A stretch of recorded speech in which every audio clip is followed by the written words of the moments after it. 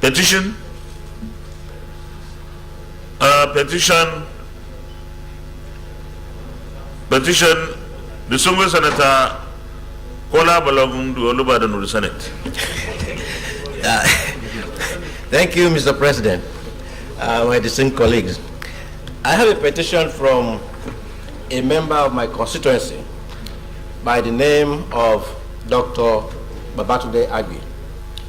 This man has been an academic and a facilitator working for Open University of Nigeria since 2019. He has done a lot of work for the Open University, but we are surprised that till date, this man has not been paid his dues and his entitlement. He has tried on his part, personally, to ensure that they do the needful. They have refused. The chairman of the Ethics and Privileges have also intervened. On a personal level, this has not yielded any result. And so he is appealing to the Senate to assist and ensuring that his dues are paid to him and that justice is done in this particular instance. I so submit, Mr. President. Is he seeking any judicial remedy? No, sir, it's not seeking judicial remedy. You may let the petition, please. Thank you, sir.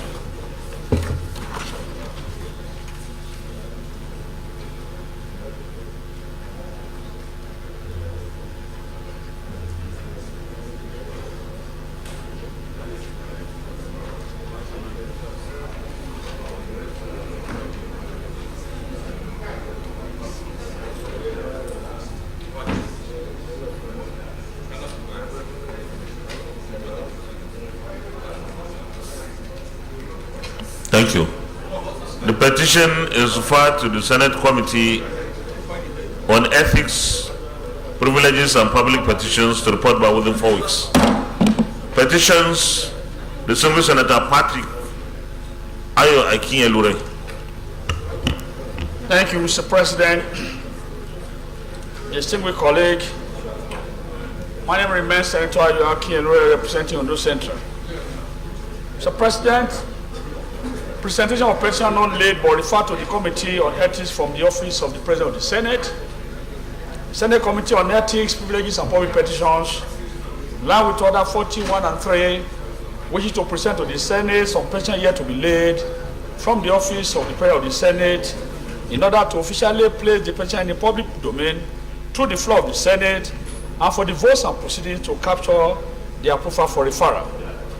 Mr. President, distinguished colleagues, please find below a summary of petition received from the Office of the President of the Senate for ease of reference. 1.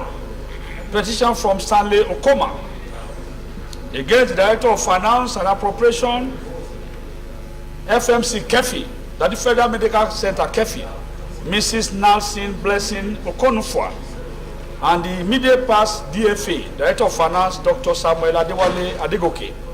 The subject matter of the petition for investigation of the Director of Finance and Appropriation, Federal Ministry of Federal Medical Center, Kefi, Mrs. Nelson Blessing Okonufwa, and the immediate past DFA, Federal Medical Center, Kefi, Dr. Samuel Adewale Adegoke, for high level of financial infractions, corruption, nepotism, and gross abuse of office between 2017 and 2020. A need for Senate intervention. 2. Petition from Abayomi Ashorobi Esquire of A. Ashorobi LP on behalf of EcoBank Nigeria PLC and Matt Emmons International Ventures Limited. Respondent, Kroger Investment Limited and Nigerian Television Authority. Subject matter of the petition. Petition for Senate intervention for the payment of a sum of 8,483,333,731 naira 48 kobo only to EcoBank Nigerian PLC as per indemnity in respect of Nigerian Television Authority's indebtedness. Finally, Mr. President, petition from Tajuddin Oguyemi on behalf of Lieutenant S.C. Dakari against Nigerian Army. Petition brought pursuant to Section 154 of the Armed Forces Act, Cap A20, Law of Federal Republic of Nigeria 2004, as amended, for the review of General Court Martial findings, an award after confirmation in the twin cases of a Nigerian Army versus Lieutenant S.C. Dakari, held at Headquarters 2 Division, Nigerian Army, Adekunle Fajuyi, Cantonment, Ibadan, Oyo State. Mr. President, distinguished colleagues, to the best of my knowledge, none of the above petition is seeking judicial remedy. I therefore move, Mr. President, to seek the indulgence of the Senate of Federal Republic of Nigeria to lay the above petition before the Senate for official referral to the committee for further legislative action. I so move, Mr. President.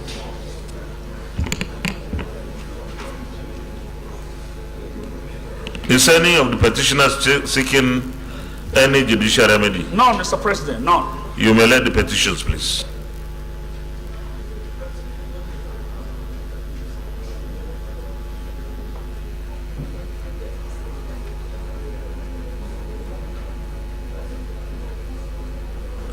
The petitions are referred to the Committee on Ethics, Privileges and Public Petitions to report back within 4 weeks.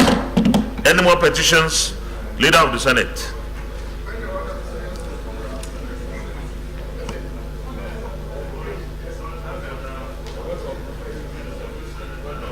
Point of order, distinguished Senator Sadiq Suleiman Umar. Thank you, Mr. President. I am Sadiq Suleiman Umar. I represent the good and decent people of Kwara North, and we all are. Mr. President, I rise to come under Order 41 and 51. You may read. Thank you, Mr. President. The matter for discussion shall, if possible, be referred to the President of the Senate before commencement of the day's sitting, and the President of the Senate shall refuse to allow the claim unless he is satisfied that the matter is definite and urgent. 51.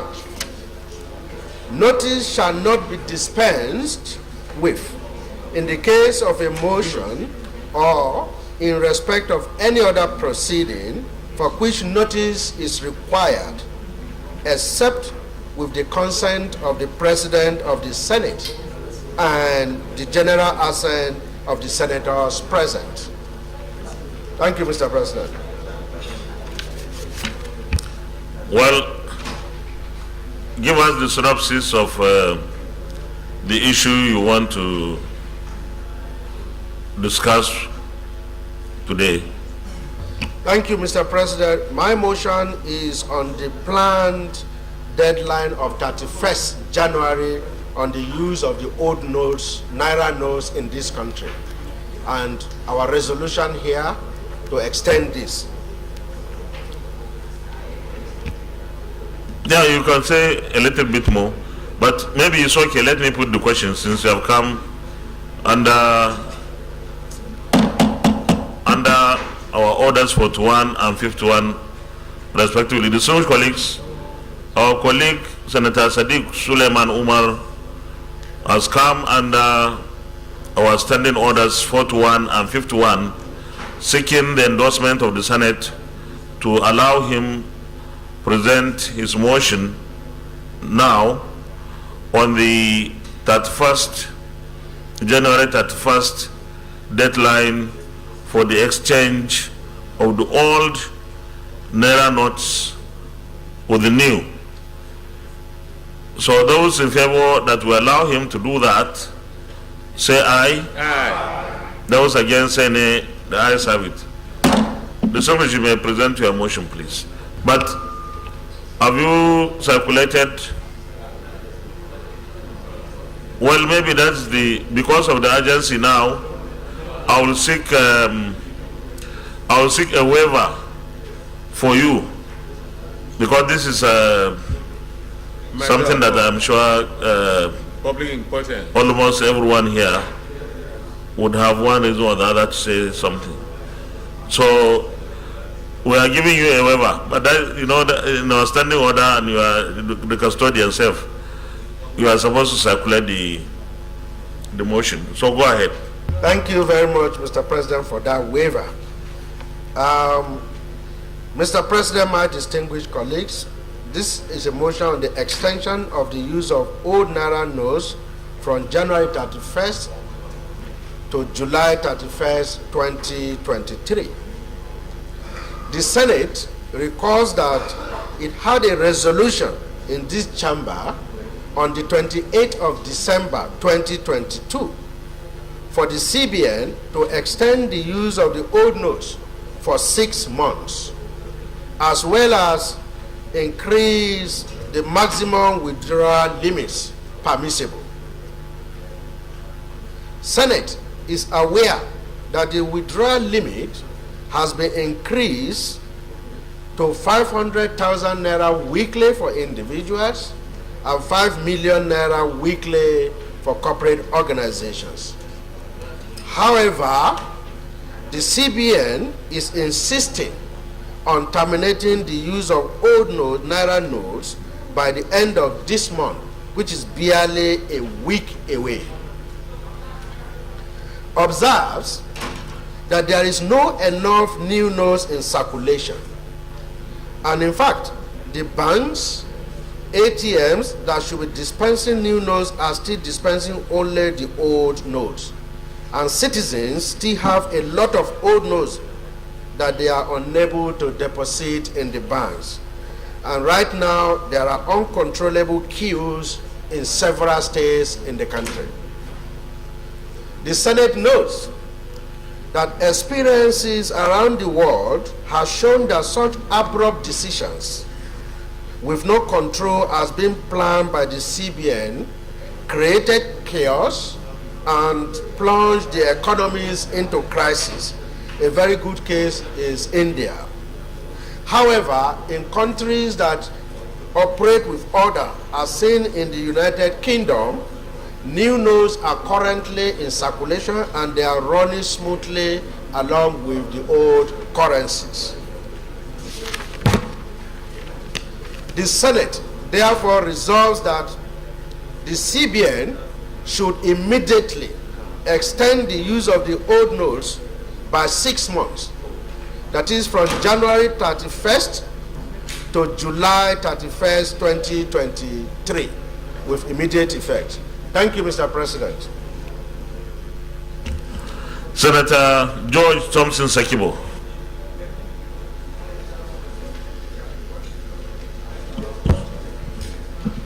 Thank you, Mr. Senate President.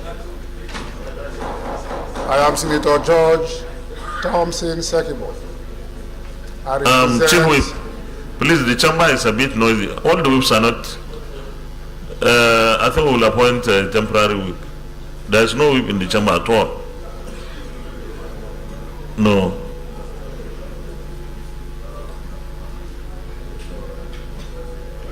Okay.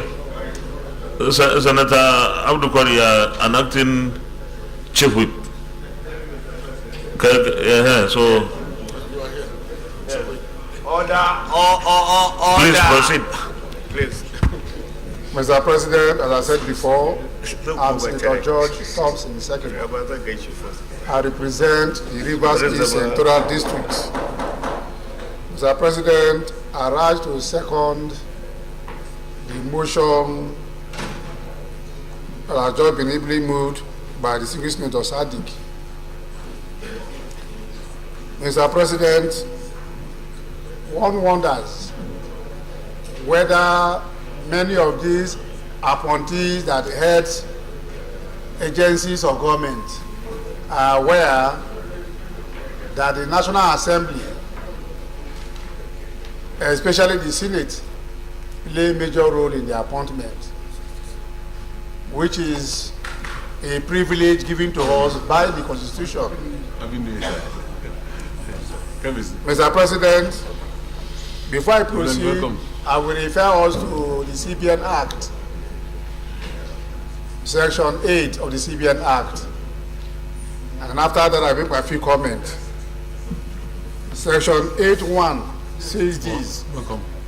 The governor and deputy governor shall be persons of recognized financial experience and shall be appointed by the president, subject to the confirmation by the Senate.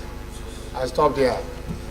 Now, if we go to Section 4, the governor shall appear before the National Assembly at semi-annual hearings, as specified in paragraph B. Regarding paragraph B, said on the economic development and prospect for the future, described in the report required in Section 5A of the section. But let me also read A. Efforts, activities, objectives, and plans of the board with monetary policies. It will appear as semi-annually and give that. Now, if you go to Section 5, it says this. The governor shall from time to time B. Make a formal report and presentation on the activities of the bank and the performance of the economy to the relevant committees of the National Assembly. Mr. President, I am making reference to this to say that the National Assembly, especially the Senate, has equal commitment as compared to the presidency that appointed him, because we gave the confirmation. And if we gave it the confirmation, the law says that periodically you should update us on the activities of this place. And then there is a major activities at the central bank now affecting old Naira notes that are being replaced by new Naira notes. And the Senate, which represents the interest of all Nigerians, we have seen that Nigerians are complaining about the short notice given to them for the deadline for the use of the old currency. Mr. President, and if we move a motion here on that note and then communicated to the governor of Central Bank, I think that the onus lies on him as a matter of urgency to seek or look for our leadership if he has any difficulty to discuss with them, and which our leaders may likely come back to us or tell us, or appear before us and tell us why our resolution will have a negative economic program for the nation. None of these things have been done. Meanwhile, he is compelled to even brief us on the activities of the bank. Now, we are not going that brief, and then he's not also respecting our motion. Mr. President, I think we should frown at it seriously, because we are taking things so easily with many persons, many leaders of different agencies. They are not taking us so serious. We represent the Nigerians here, and we are speaking for the Nigerians. So, Mr. President, we will compel him. Let's bring a clause that will compel him to extend the deadline for the next 6 months, because our people who are in the rural areas don't have access to the new note. Even those of us who are here, the night I went to an ATM machine, I put in my DC about 3 days ago. It gave me old notes. I'm supposed to take new notes, but I still receive old notes. People have sent their old note to the bank. When they go back to the bank, I think you need to round up. They are still receiving old notes. We don't agree with it. Mr. President, we should put a clause to compel him to extend the deadline to July 31st. Thank you, Mr. President. Thank you. Distinguished Senator Ibrahim Hassan Adeja. Thank you very much, Mr. President. Ibrahim Hassan Adeja, Jigawa North East. I rise to support this motion, Mr. President.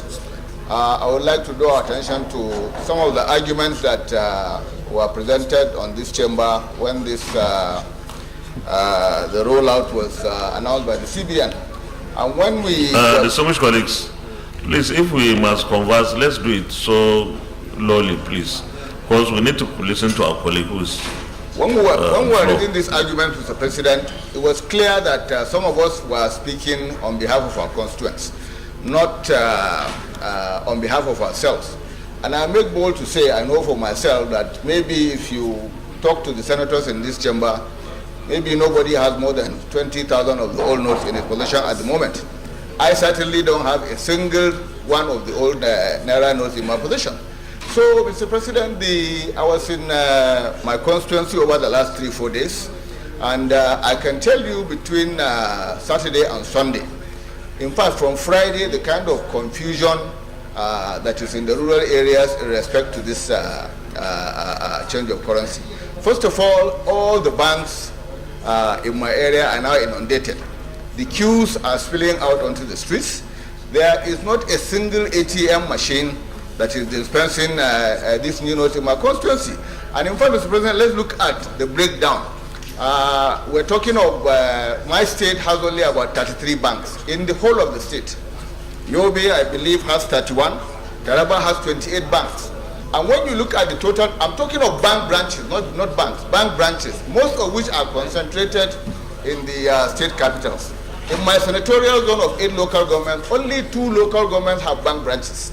So people have to now bring out, and what we are talking about, Mr. President, is essentially people with about 20 to 25,000 naira in old notes, which is the total amount that they possess.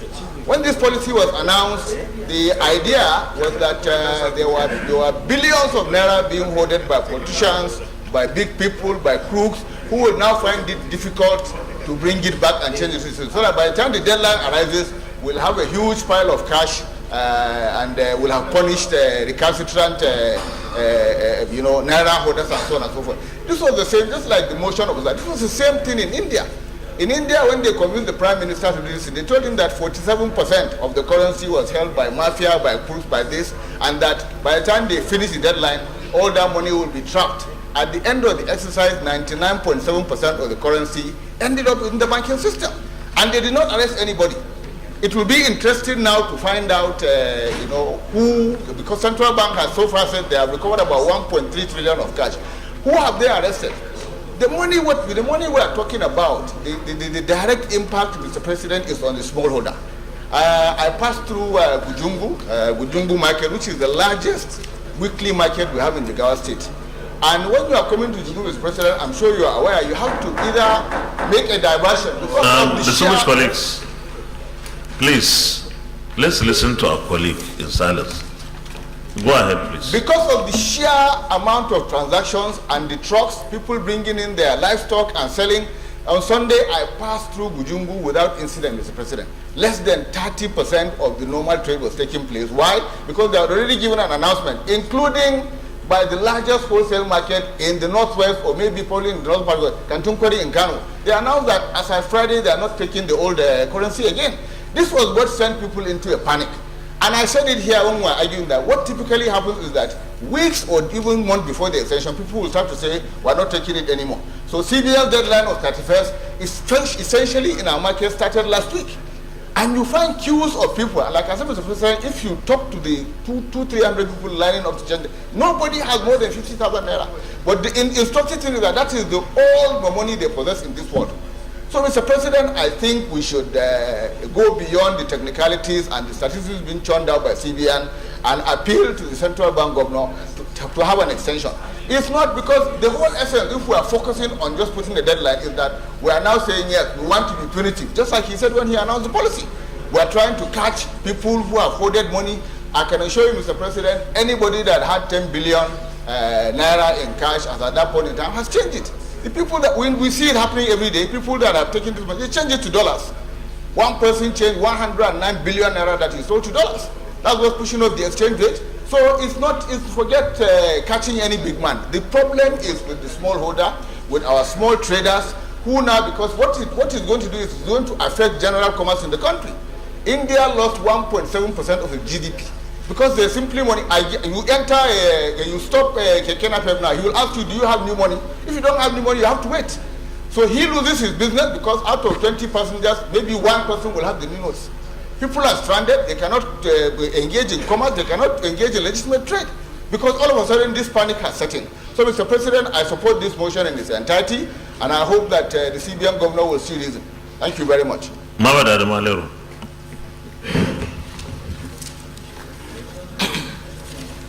Thank you, Mr. President, distinguished colleagues. Mohammed Adam Aliru is my name. I represent KB Central. Mr. President, I rise to also lend my voice to this motion, ably moved by Sadiq Umar. Mr. President, it is unrealistic to insist that 31st January should be the deadline, because right now the banks don't have the currency, don't have the new currency. Only yesterday, I went to the bank to withdraw 300,000 naira, and I was given old notes. I said, look, I want to use this money beyond 31st January. And they said they don't have the new currency. So if it can happen to me, certainly it will happen to millions of Nigerians. So, not only that, Mr. President, from the report we got, not up to 60% of the currency, old currency, is now in the banking sector, which means more than 40% of the old currency is still in circulation. And if you insist on 31st of January, it means people are going to lose their money. Right now in rural areas, they don't accept the old currency. It is no longer legal tender, despite the fact that we have a week to the deadline. So it entails a lot of difficulties for people living in rural areas. I received a lot of calls from my constituency saying that if we don't extend the deadline, people are going to lose so much money. Because of the lack of new currency, people have resorted to buying grains. There is panic buying everywhere. So we should go beyond resolution. I support what Senator George Sikibo said. We should invite the CBN governor and have serious discussion with him and tell him the implications of insisting on 31st January as deadline. So, my dear colleagues, this policy is going to inflict a lot of suffering to the people in rural areas. And I want us to really extend the deadline to even June 30th this year. I so support Mr. President. Senator Adam Bulkachwa.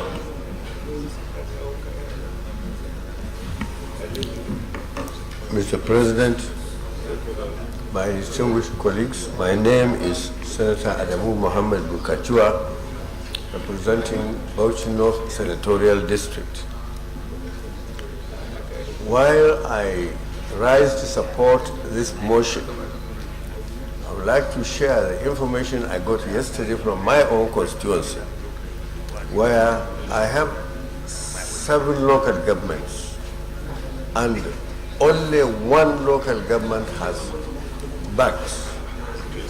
All the other 6, there is no single bank in those local governments.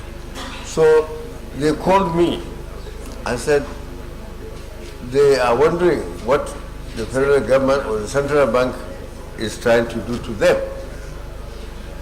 because they said some of them have been keeping some of their old money in their homes so that they use it to trade in local markets. Every day of the week there is a market holding.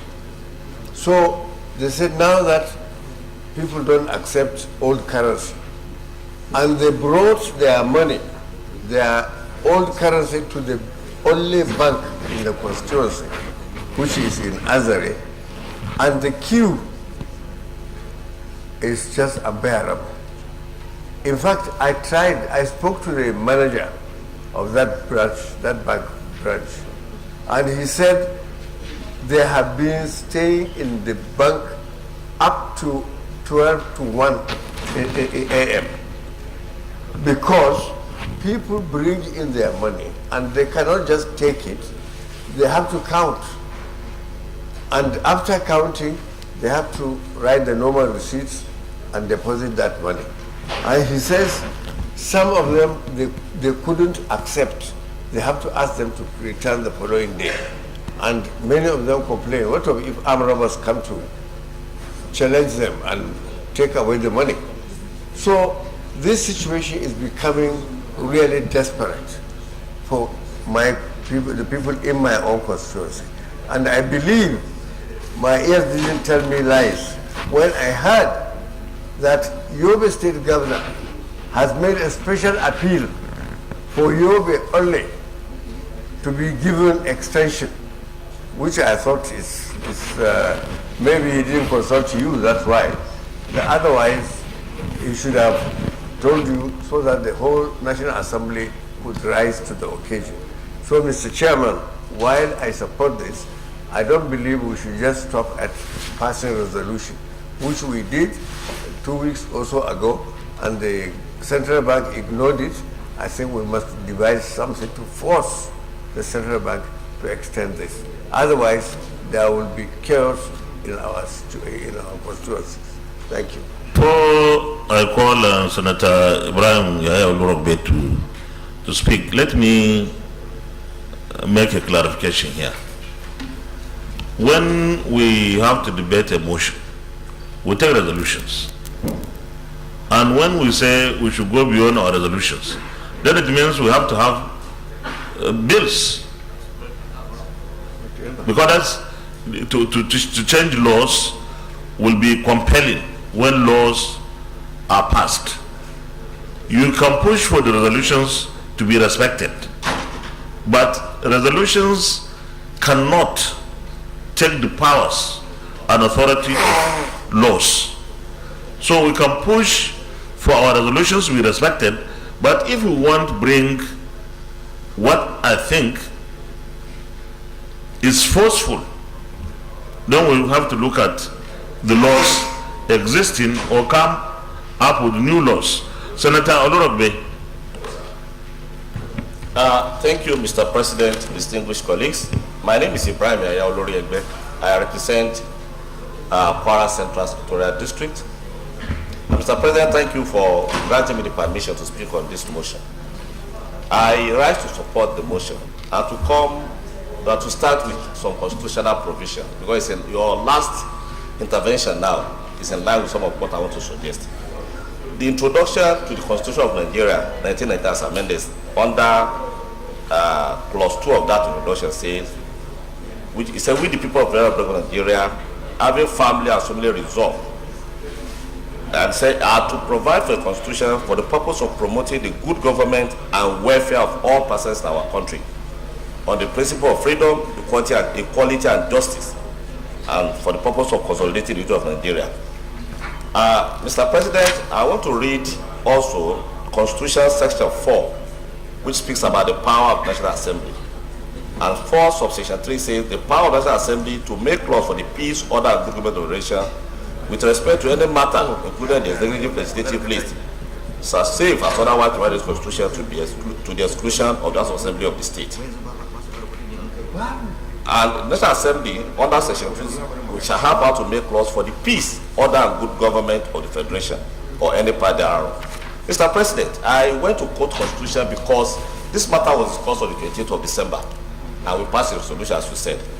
We are coming back now to pass another resolution. I think we need to go in terms of compelling. If there is a need, the two chambers may have to pass a law, because these issues will not be, if it is retained by the central bank as it is, will not be in line with the constitutional provision of us making laws for good government, welfare and order, peace and order. Already there are disorderliness happening based on the presentation made by people here. Our people that we represent here as parliament, as representatives of the people, they are suffering. They are not able to go to the market. They are not able to use money. Money is very important. That means there will be people who cannot buy food to eat, who cannot pay for hospitals because that money is not being accepted again. So we are here to ensure there is welfare for our people, there is order and there is peace. To prevent disorderliness, to prevent chaos, we need to go beyond just another resolution which in 1 week's time may not be followed. Especially, Mr. President, this parliament may be going on recess because of campaign. And if we leave it, it means we will call ourselves we will not be able to enforce what we are doing. So I therefore want to say that we either have one or two options. One, Mr. President, is to convert this motion into a short sentence bill that we compel the central bank to do, and we pass concurrently with the House of Rep and ensure that even if the president is not assenting, we can override. So for the first time in this country, we'll be seen to be serious. Because the central bank governor that we invited and does not answer us, that we pass a resolution that does not respect the resolution of the two chambers, because House of Rep passed a resolution. It means we have to use all the powers we have to ensure that that is complied with. Otherwise, we are not doing what the Constitution asks us to do. This is what I want to present. I'm not going to speak because all has been said affect everybody. I represent a constituency that even is a capital. But I have two local governments that are rural. Those two local governments have no banks. So it means even from the beginning, we did it. The central bank did not look at the structure of this country to see how, because at the beginning when this issue was discussed here, they said they will set up some agencies. These are not happening in the rural area. Our people are suffering. So we need to go beyond the solution. Thank you, Mr. President. Senator Samuel. Thank you, Mr. President. My name is Senator Sam Ebu. I represent the good people of Ebonyi State, Ebonyi North. Mr. President, I rise to oppose this motion. I may be the only person. Sorry, I didn't hear you well. I'm opposing this motion. Opposing it. Oh, okay, I'm go not ahead. supporting it. I'm not in support. Although I may be the only person opposing it, but I want to stand based on my conviction and principle, Mr. President. Change is always difficult in every situation, especially when we have a culture and we want to change that culture. It's always difficult. Nigerians have the culture, especially in the rural areas, of not banking their money. And the idea that a lot of money is down in the villages or in our homes, and that because of that we have to extend. Mr. President, extension is only if people go to the bank and there's a long queue that they cannot deposit their money. They will give more chance for extension for people to now have time to deposit. But in this case, you go to banks, you don't see queues in most of the banks. Who said? I'm telling you. Where do you live? Speak for yourself. Where do you live? Mr. President, I want to believe that Nigeria is probably one of the countries in Africa where money, cash, is used arbitrarily. Many countries, they still believe in using electronic transfers or using money electronically. I do not think that this argument stands because we need to join the international community in their banking system. So, Mr. President, because people are averse to change, therefore that's exactly what we are saying now.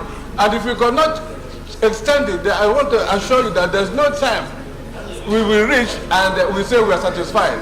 So I want to oppose this motion, and I want to stand with the CBN that the argument they have negotiated is good enough, and we have to bear the pain temporarily, because at the end of the day, we shall be better for it. Thank you, Mr. President. Yeah, before I call Senator Abiodun Olujimi, let me just mention a point. You are opposed to this motion, but let me also say that we should give our credit to our colleagues who reported what they saw in their various senatorial districts. Mr. President, I have evidence. No, it's okay.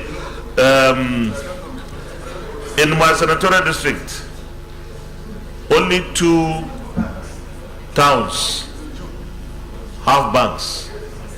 Only 2. So in most of our senatorial districts have no banks at all. And I think the issue of queues, definitely queues will happen where there are banks. Senator Abiodun Olujimi. Thank you very much, Mr. President, distinguished colleagues. Compliments. It's good to be back again. Mr. President, I rise to support this motion in its entirety. My name is Biodun Olujimi. I represent Ekiti South. Mr. President, I lost the fighting spirit on this issue. The reason is very simple. The CBN and the governor are really not interested in what we are saying. And so I believe where we are now, we should take a different stance. Mr. President, let me say to you, in my constituency, especially in my local government, 90% of the people have not seen the new notes at all. They have not had a glimpse of the new notes. It is not because they don't go to banks. It is because our banks are only able to give us old notes. And so what do?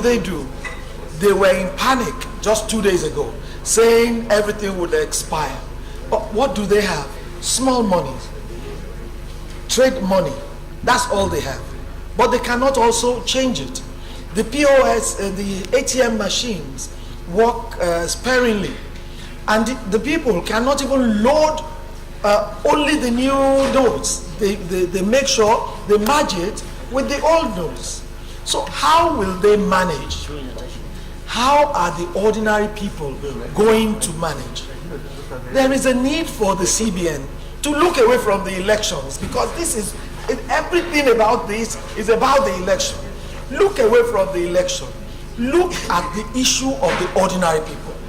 There is nowhere in the world where they change currency and they make it in such a short period. They usually have a long period whereby the money is used and people get new notes. If we want to collapse it just because we want everybody to follow one channel for the elections, that will not be good enough for our country. It will not also be good enough for the people. There is a need, sir, for us to plead with you, not to plead with the CBN governor any longer, because we have done that and it seems to discountenance whatever we're saying. For you and the Speaker of the House of Reps to come together and ensure that this resolution is binding to the two chambers, and you take it to Mr. President and tell him that our people are suffering, that our people cannot go through this without collateral damage. And the collateral damage will be very bad for our economy. I believe that is the way to go, Your Excellency. Thank you very much. Thank you, Senator Mohammed Ali Ndume. Thank you, Mr. President and my distinguished colleagues. I'm Senator Mohammed Ali Ndume, representing Borno South. First of all, I want to really commend the mover of this motion. It's very timely. We have 7 days to the deadline. But, Mr. President, I just want to remind you about the powers of that office, your office. It's not about you. It's about the Senate. This Senate represents the people of Nigeria. And the CBN, without the people of Nigeria, will there be CBN? There won't be CBN. And about the laws that you are talking about and our resolutions must be respected. The law of the CBN Act, even though this CBN Act was not enacted by this National Assembly, but the powers of amending it and reenacting it is with this National Assembly. So if you can make the law and you ask somebody to go and implement that law, and he has problem in implementing that law, the right person to tell him how to do or go about it is this body. So we have an oversight responsibility constitutionally on the National Assembly, on the bank, and that includes what we are talking about now. Mr. President, we should not make it look as if we are begging the CBN to extend the date. No, we should order the CBN to extend the date, because that is what the people want. That this democracy is government of the people, for the people. Senator Alundumi. Yes, sir. Let me remind you that because we want this program to be extended beyond that 1st January. That's why we are debating this motion. And I know the weight of my responsibility. And I know that all of us here know the weight of our responsibility. Every one of us here is concerned about this. This is the second time we are taking the motion. And if there is anything we can do, is to ensure that this program is extended. So we will be looking at how do we deal with this.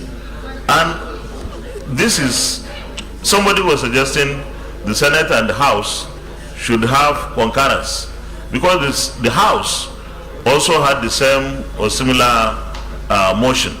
Will that be the way out, or is it going to the President? But one thing is, let's do what we are supposed to do to ensure that this program is extended. And whatever we do, we should do so within what this Parliament, whatever it is. So let's explore the possibilities. Going towards that, and in fact, why I'm saying this is so that it will not look as if this is your decision. It is the decision of the Senate. I'm not asking us to go too far, but if we are to go, you as the Senate President, if we resolve now that we should adjourn for 30 minutes and you call the CBN governor to come before you and explain this situation, we have that powers, but we are not going that far, and I'm not suggesting same. I agree with you, but what I want to emphasize is that it is not only the power that you have, but the powers of this Senate as defined in the Constitution should not be played down, and that is why people feel that they can play around or personalize or do things the way they feel. It should be according to the law, and the law we are talking about is this law that is made by the National Assembly. In democracy, Mr. President, that we are copying in America, for example, the Senate President is the Vice President. In our own case, we are the third person. If, for example, you say, we ask you now to call the Senate, the CBN governor to come now before we close to explain this, you have the powers. And this situation that we find ourselves looking at the way it is going may require that going to that far. If not, our people will suffer, Mr. President. You rightly said it now that in your senatorial district there are only 2 functional banks. And Gashua people or the Bade people or thereabout, they are known for trading in small business, and they keep their money in their houses. And the worst thing is, it is not about changing this money. The new notes are not available. They are not available. The first and the last time I saw the new note was from the distinguished Senator Olujimi. She showed me the note. I have been withdrawing from the bank ever since, but they have never given me one single new note. So you should stand firm on this on behalf of the Senate and the National Assembly. It doesn't even require that you go and talk to the Speaker and all that. The Senate President you have the power and this thing from the senators, as we are saying now. Okay, thank you very much for reminding me. But let me say that it's not everything that I do that I come to say it here. Senator Tolu Odebi.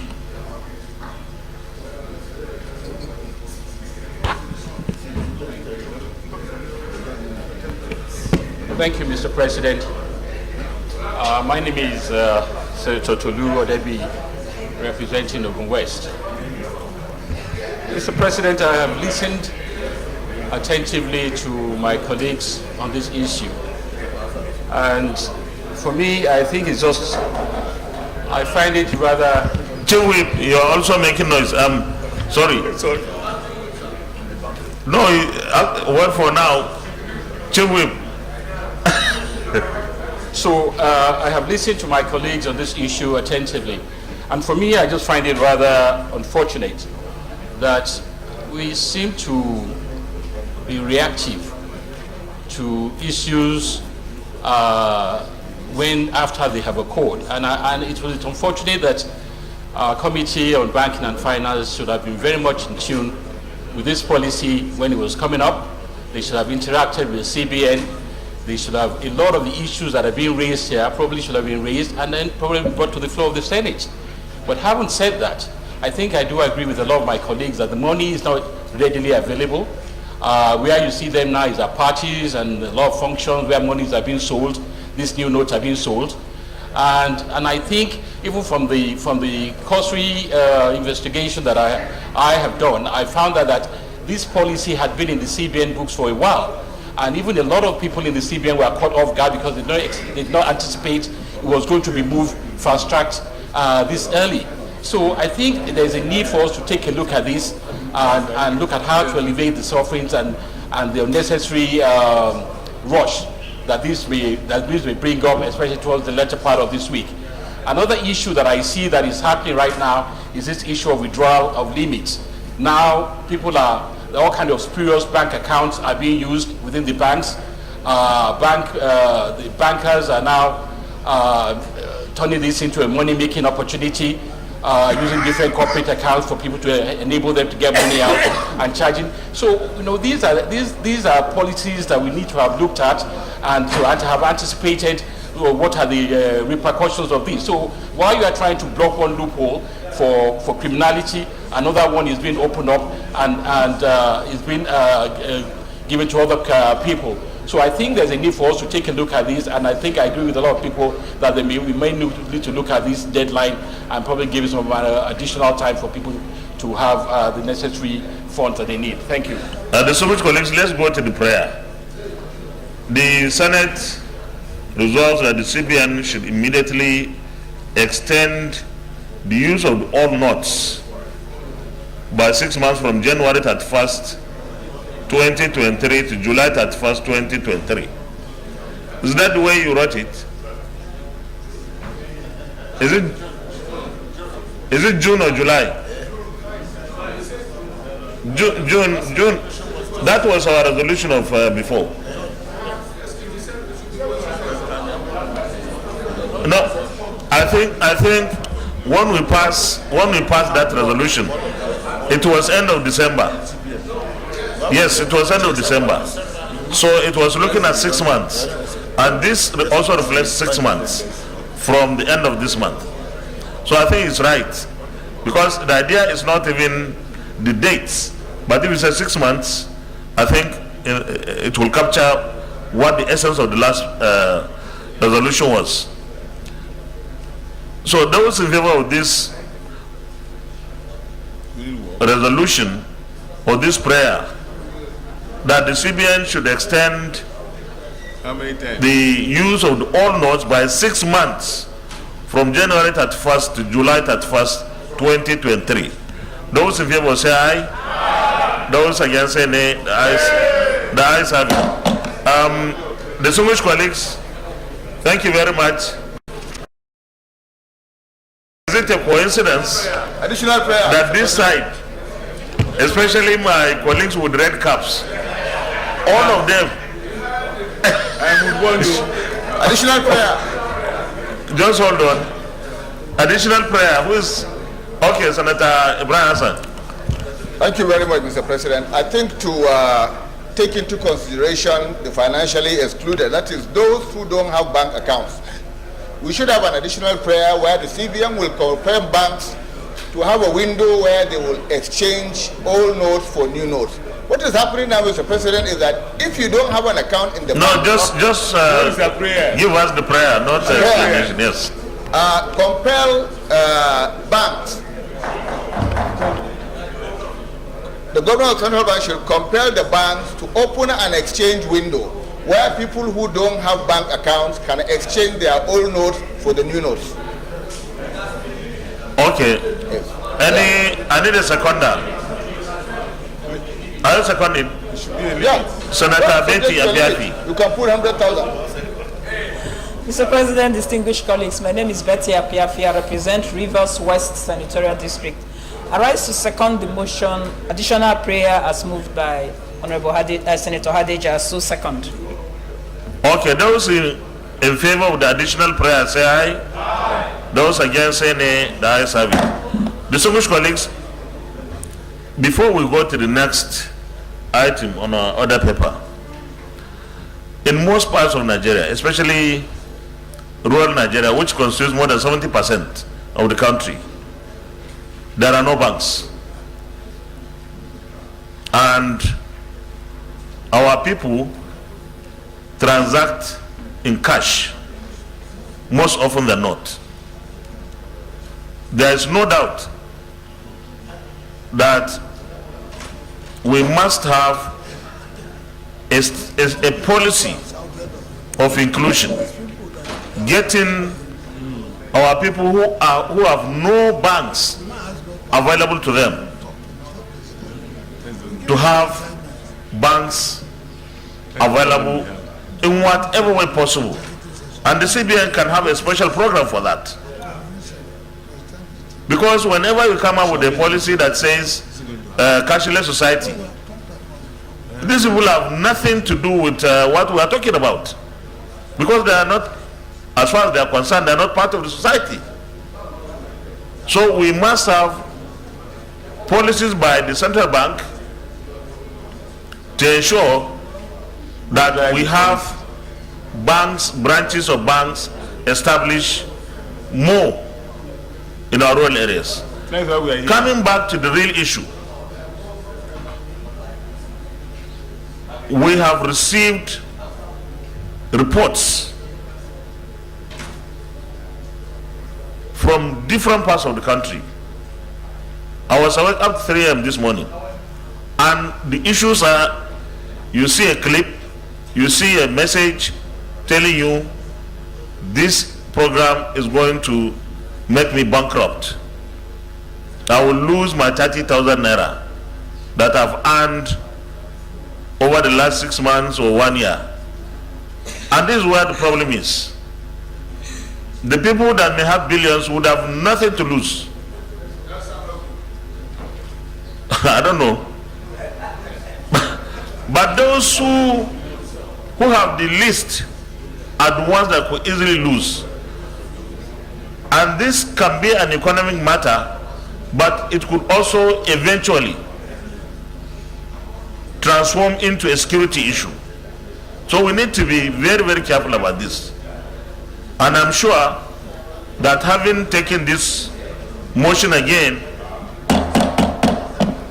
the CBN will go back to the drawing board, look at the hues and cries of the most ordinary Nigerians who had made so much effort to earn lawfully and legally their money. We need this extension for the most ordinary Nigerians actually. So this resolution is for us to ensure that it is implemented and we'll follow it through. We don't have to say this is the way we'll do it, but we'll follow it through. Thank you very much. Leader of the Senate. Amen. Point of order, Senator Patrick Ayo Akinlure. Thank you, Mr. President. Distinguished colleagues, Order 41 and 50, Mr. President, with your indulgence, I will read. Order 41 and 50, Mr. President, with your permission, I will read. 41 and 51. Thank you, Mr. President. My name remains Senator Ayo Akinlure, representing Ondo Central. Order 41, with the matter for discussion shall, if possible, refer to the President of the Senate before commencement of the day's sitting, and the President of the Senate shall refuse to allow the claim unless he is satisfied that the matter is definite and urgent. Order 51. Mr. President, notice shall not be dispensed which in the case of a motion or respect of any other proceedings for which notice is required except with the consent of the President of the Senate and the general consent of the Senator President. Mr. President, I approach you this morning to discuss the synopsis of my motion. It is about a deliberate sale of disposition of a public interest owned by Ondo State government, the Ondo State Chocolate Industry. Ondo Central Senatorial District under the guise to sell off an investment worth over 9 billion through cronies of some interested parties in Ondo State without following the procedure as stated in Public Enterprise Privatization and Commercialization Act of 1999. Mr. President, this motion is to protect the public interest of this chocolate factory that can bring in over 1 trillion annually. We only need the synopsis. Thank you, sir. You need our endorsement first before you buy it. Thank you, sir. Distinguished colleagues, Senator Ayo Akinelure wants us to minority whip. The distinguished senators behind you are. Please don't disturb them.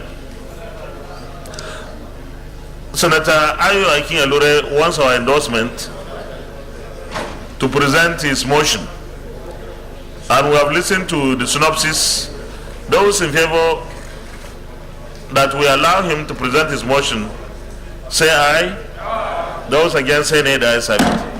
Distinguished Senator Ayo Akinelure, but your motion is this motion? This is a booklet. We need copies. Copies are available.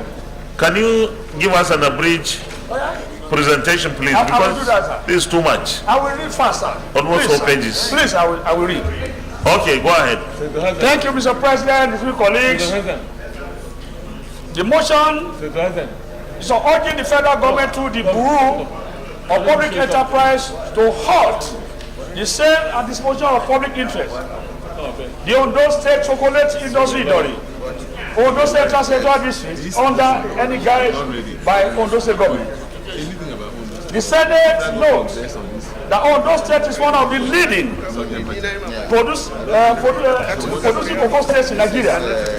Over 60% of the dry cocoa being produced in Idari, in the local government area of Ondo State. Idari is endowed with very fertile soil, which is considered more suitable for the cultivation of cocoa. Indeed, with a large concentration of cocoa farms, it is clearly a major cocoa producing area in Nigeria.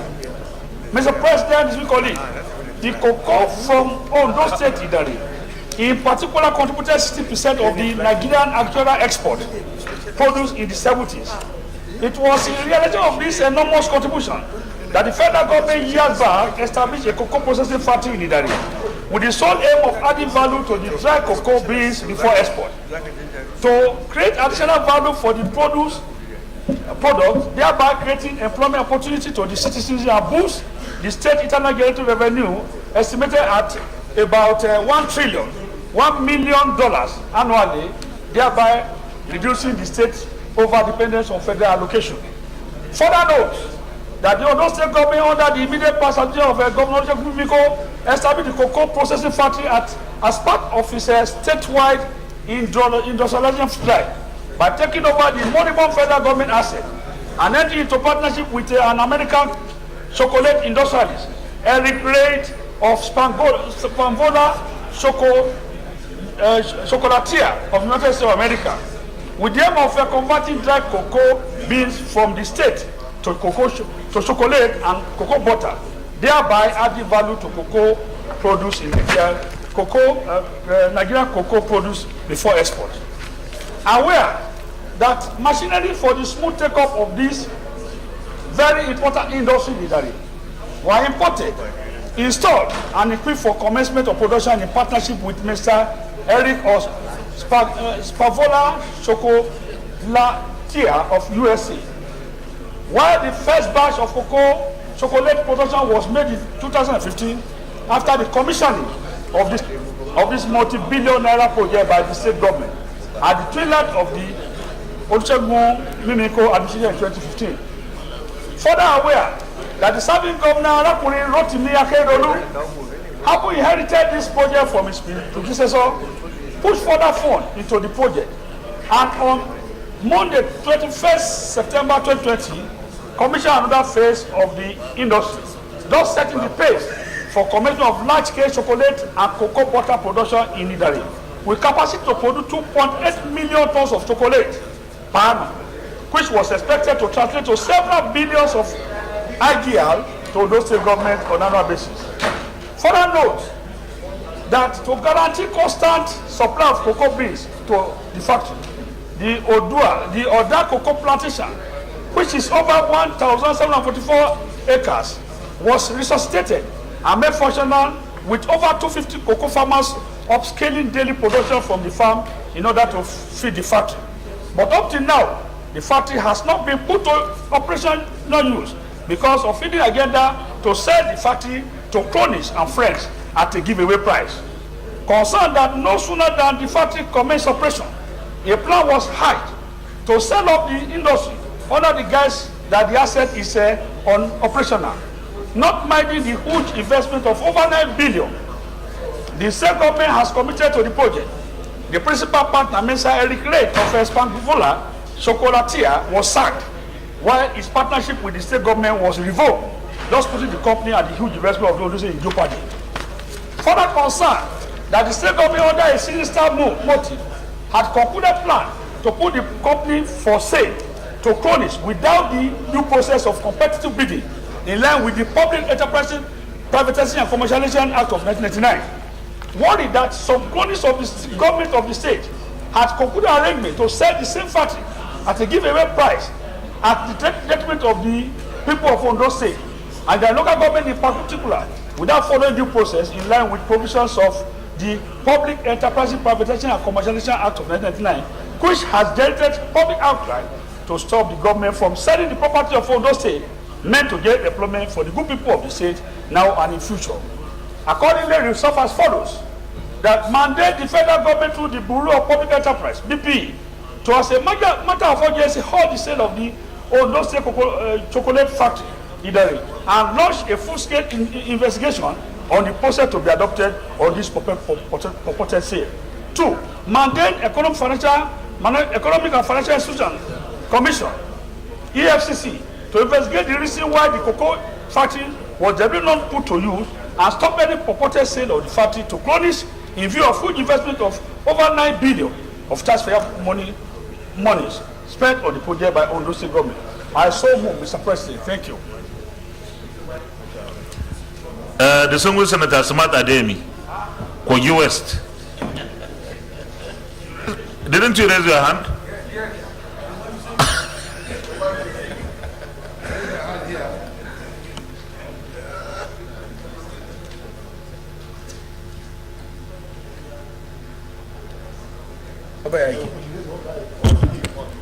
Mr. President, I thank you for allowing me to pass one of your remarks on this motion, ably moved by Senator Akin-Yelure, which bordered on the sales and disposition of public assets. Mr. President, while supporting this motion, I just want to make some observation that ordinarily there's nothing bad when government come into conclusion that assets, including companies and public enterprise, are becoming difficult for government to manage. But the problem in our country is when public assets are disposed, from history, we have seen that they were not done with the best interests of the people. Mr. President, I've said this on quite a number of fora, that the high level of unemployment and insecurity Nigeria is facing today emanated from the sales of public assets. Our collective wealth as a people was handed over to some few opportunists at the expense of the people. We unbundled the power sector. We unbundled quite a number of sectors with the aim that they will generate revenue and increase the well-being of the people. But public assets in time past that have been disposed were not disposed of with the intention of expanding the scope of operation and employment opportunities for Nigerians. So I support this motion, Mr. President, taking into consideration the history of our country and how we came to where we are today. Quite a number of government assets, including the iron and steel complex at Jakarta, that were disposed. Up till now, iron and steel complex at Jakarta is fallow, it's sit down, no employment, no production. NEPA has not improved, it has been sold, nothing is improving. And I'm happy that this is coming from a colleague, Senator Akinyelure, who is a member of the party that sold Nigerian assets at the expense of Nigerian people. They sold our assets in the PDP by their government. And at that time, those of us who were there won against selling public assets. They disposed iron and steel complex, they disposed the power holding, they disposed even the air we are breathing. That they will accelerate economic activities, they will employ more people. But the unemployment Nigeria is facing today, all the insecurity we are facing, emanated from the sales of public assets by your party. You know? And I have video presentation where I condemn it when I was there. I was condemning it. I have the video. I have the video where I condemn it. Mr. President, I thank you for Mr. President, I must thank you for allowing me to take my friends around the memory lane to understand that the unemployment today was as a result of the privatization of the PDP at that time. We sold everything, and today, Senator Smart Ademi. I sold some, Mr. President. Yes, you better. Thank you, sir. Thank you, sir. Man, it's up. Senator Olumimi Adetumbi. Thank you very much, Mr. President. Senator Adetumbi from Ekiti North.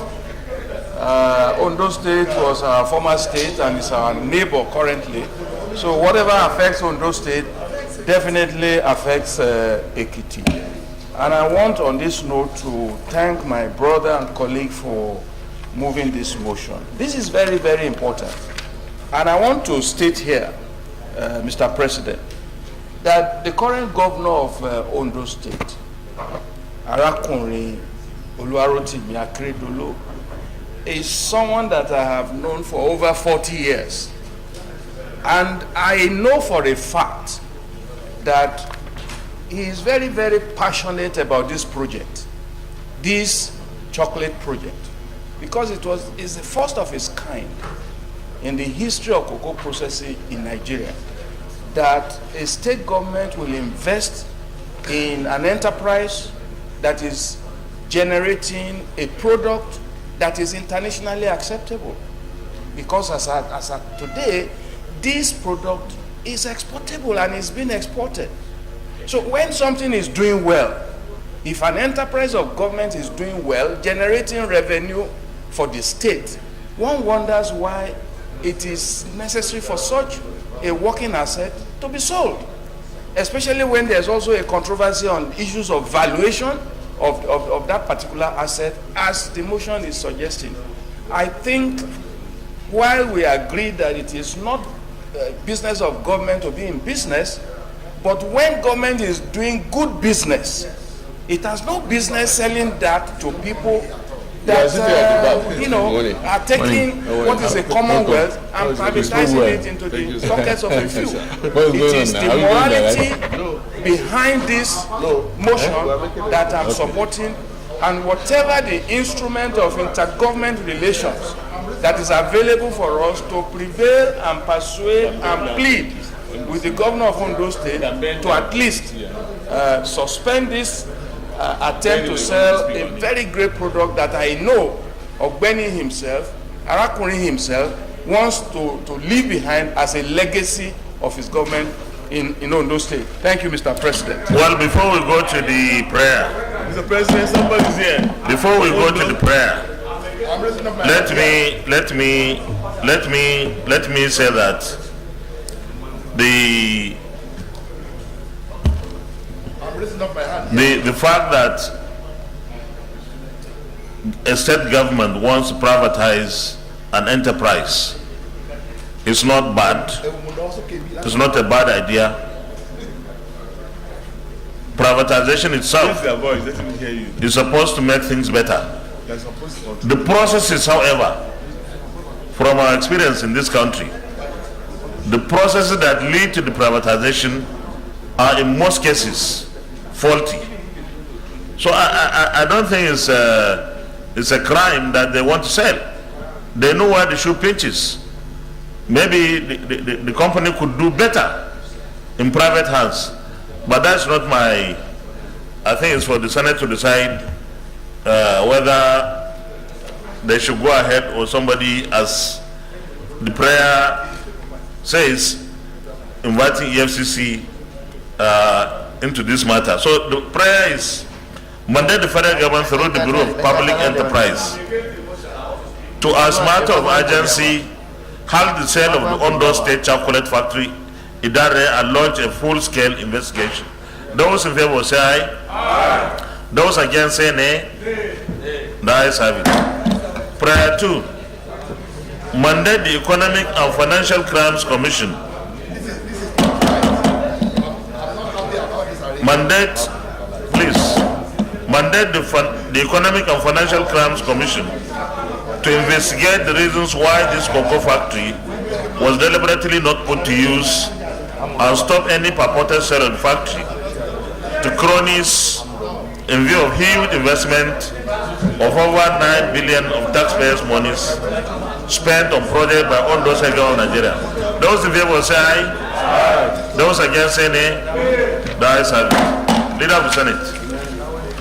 I'm not happy about this. I've raised up my hand here since morning. Nobody has called me. This is bad. I'm leaving. I'm going home.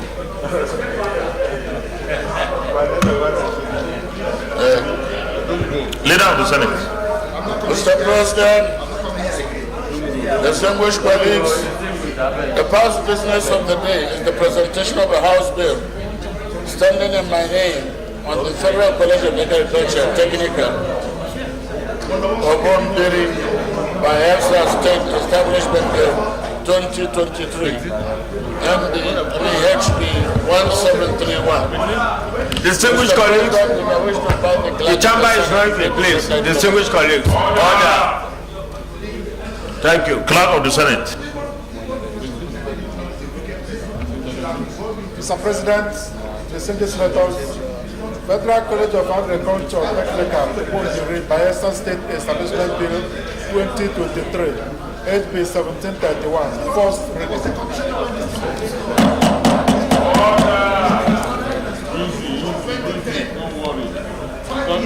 Federal College of Agriculture Technical of Bombiri, Bayelsa State Establishment Bill 2023, HB 1731, first reading taken. Leader of the Senate. Mr. President, distinguished colleagues, the second business of the day is also the presentation of a House bill standing in my name on the Federal College of Agriculture Technical. Excuse me, please. Those of you standing behind, are you supposed to be inside the chamber? Those of you, are you supposed to be inside the chamber? Sergeant Adams. Sergeant Adams. Please, anyone who is not supposed to be inside the chamber shouldn't be allowed. Okay, go on, leader. The second business of the day is also the presentation of a House bill standing in my name on the Federal College of Agriculture Technical Enugu Establishment Bill 2023, HB 1261. Mr. President, you may wish to invite the Clerk of the Senate to read the short title of the bill. Clerk of the Senate. Mr. President, distinguished senators, Federal College of Agriculture Technical Enugu Establishment Bill 2023, SB 1261, first reading. Federal College of Agriculture Technical Enugu Establishment Bill 2023, SB 1261, first reading taken. Leader of the Senate. Mr. President, distinguished colleagues, the third business of the day is also the presentation of a House bill standing in my name on the Service Delivery and Compliance Servicom Bill 2023, HB 558. Mr. President, you may wish to invite the Clerk of the Senate to the short title. Clerk of the Senate. Mr. President, distinguished senators, Service Delivery and Compliance Servicom Bill 2023, SB 558, first reading. Service Delivery and Compliance Servicom Bill 2023, SB 558, first reading taken. Leader of the Senate. Mr. President, distinguished colleagues, the first business of the day is the presentation of a bill standing in the name of Senator Ibezu Frank Chukuma on the Federal Medical Center, Okugwe, Establishment Bill 2023, SB 1100.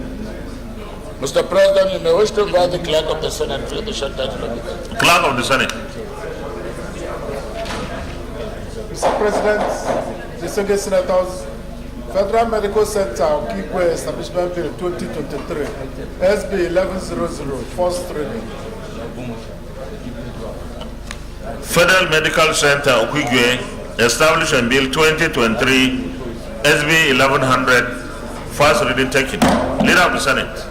Mr. President, distinguished colleagues, the first business of the day is the presentation of a bill standing in the name of Senator Stella Odua on the Institute of Information and Communication Technology Onitsha, Establishment Bill 2023-1101. Mr. President, I wish to invite the Clerk of the Senate to the short title of the bill. Clerk of the Senate. Mr. President, distinguished senators, Information and Communication Technology Establishment Bill 2023, SB 1101, first reading. Information and Communication Technology Onitsha, Establishment Bill 2023, SB 1101, first reading taken. Leader of the Senate. Mr. President, distinguished colleagues, the first order of the day is a motion requesting the Senate to consider the request of Mr. President, Commander-in-Chief, for the confirmation of the nomination of the following persons for appointment as members of the Independent Corrupt Practices and Other Related Offences Commission, ICPC, in accordance with the provision of Section 3, Subsection 3, and Subsection 7 of the Corrupt Practices and Other Related Offences Act 2000. The names are Justice Adamu Bello, retired, Northwest, Jigawa. 2, Hannatu Mohammed, Northwest, Kaduna. Mrs. Olubokola Balogun, retired, Southwest, Lagos. Barrister Obiara Samuel, member, Southeast, Anambra. Dr. Abdullahi Saidu, North Central, Niger. Prince Dauda Yahya, North Central, Nasarawa.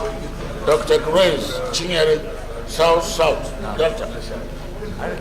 Mr. President, distinguished senators, the purpose of this motion on the order paper is for the request of Mr. President, Commander-in-Chief, to be referred to the relevant committee for further legislative action. I therefore move that the request of Mr. President, Commander-in-Chief, be referred to the appropriate committee for further legislative action. I so move. Minority Leader. Thank you, Mr. President, and my distinguished colleagues. I rise to second the motion that the request of Mr. President, CAC, be referred to the appropriate committee for legislative action. I so second. Distinguished colleagues, those in favor of the motion that the Senate do consider the request of Mr. President, CNC, on the confirmation of the nomination of the persons mentioned below as members of the Independent Corrupt Practices and Other Related Offences Commission, ICPC, say aye. Aye. Those against say nay. The ayes have it. Leader of the Senate. Mr. President, distinguished colleagues, the second order of the day is a motion standing in my name on the committal of the leader. So that they do refer it to the appropriate committee. The request of Mr. President CNC is referred to the Committee on Anti-Corruption and Financial Crimes for further legislative action to report back within, Chairman, 1 week, 2 weeks, 1 week, within 1 week. Thank you. Leader of the Senate. Mr. President, distinguished colleagues, the second order of the day is a motion standing in my name on the recommittal of the Federal Medical Center of Bura, Oyo State, Establishment Bill 2023. Mr. President, with your permission, I wish to move the motion. You will proceed.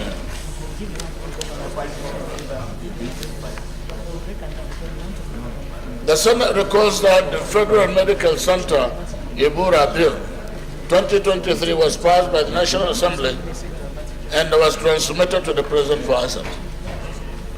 Observes that some fundamental issues which require fresh legislative action by both chambers of the National Assembly emerged after a critical analysis of the bill by Mr. President's Commander-in-Chief.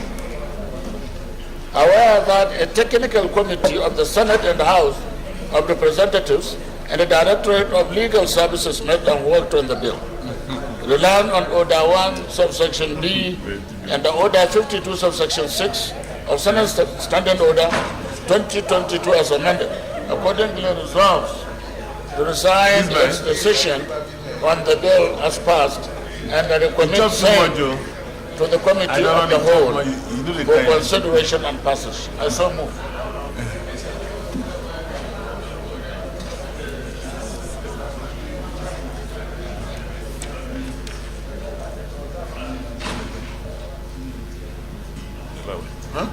SPH Badami concordance wave. So it's the last program. Banda concordance.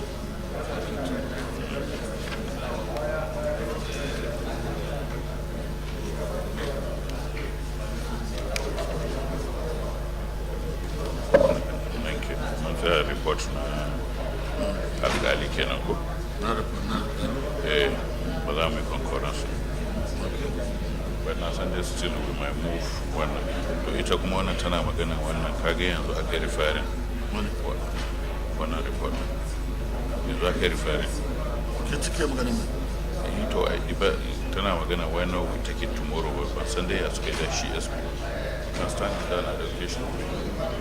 Okay, I stand the national. Senator Biodo Lojumi, take your seat. No more talking. Yes, I've noted. Yes, no problem.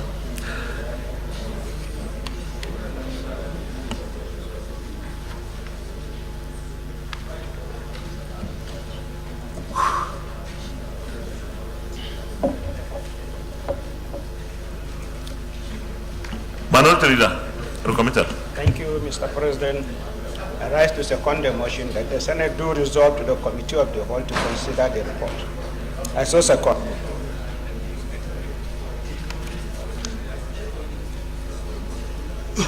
Those in favor that the Senate rescinds its decision on the bill passed and recommit same to the Committee of the Whole for the consideration and passage, say aye.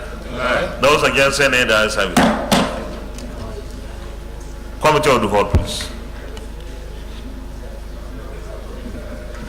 Mr. President,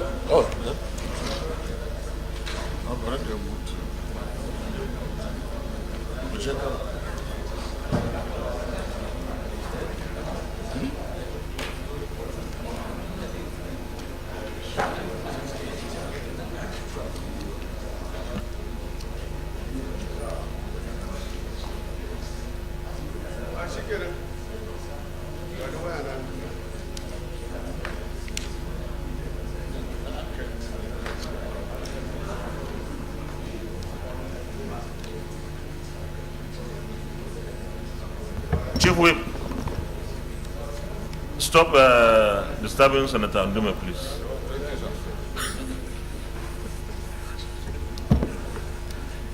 I hope we all have the report. It's a one-page report. Yes. Those in favor that clause 1, clause 2, amendment, stand part of the bill. Those two clauses stand part of the bill, say aye. Those against, say nay. The ayes have it. Those in favor that the short title stands part of the bill, say aye.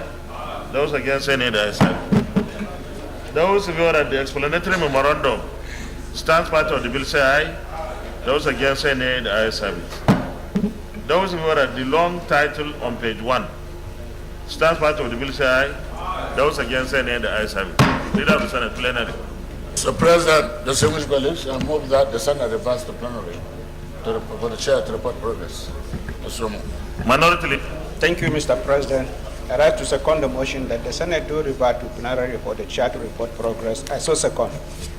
Thank you very much. Those in favor that the Senate reverse plenary for the chair to report progress, say aye. Those against, say nay. The ayes have it.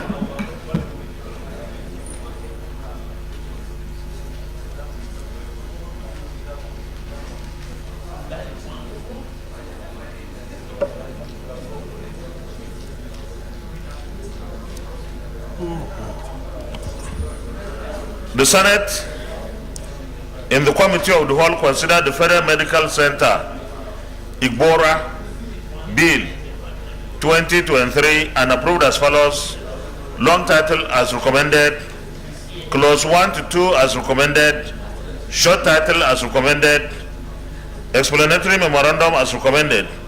Is this a true reflection of what transpired in the Committee of the Whole? Yes. Thank you. Leader of the Senate, third reading. Mr. President, distinguished colleagues, I move that the bill be now read the third time. I so move. Minority Leader. Thank you, Mr. President, and my distinguished colleagues. I second the motion that the bill be read for the third time. I so second. Distinguished colleagues, those in favor of the motion that the bill be now read the third time, say aye. Aye. Those against, say nay. The ayes have it. Clerk of the Senate. Mr. President, distinguished senators, a bill for an act to provide the legal framework to establish the Federal Medical Center in Igbora, Oyo State, and for related matters 2023, third reading. A bill for an act to provide the legal framework to establish the Federal Medical Center in Igbora, Oyo State, and for related matters 2023, third reading taken, and the bill is passed. Leader of the Senate. Mr. President, distinguished colleagues, the first order of the day is the second reading of Nigeria.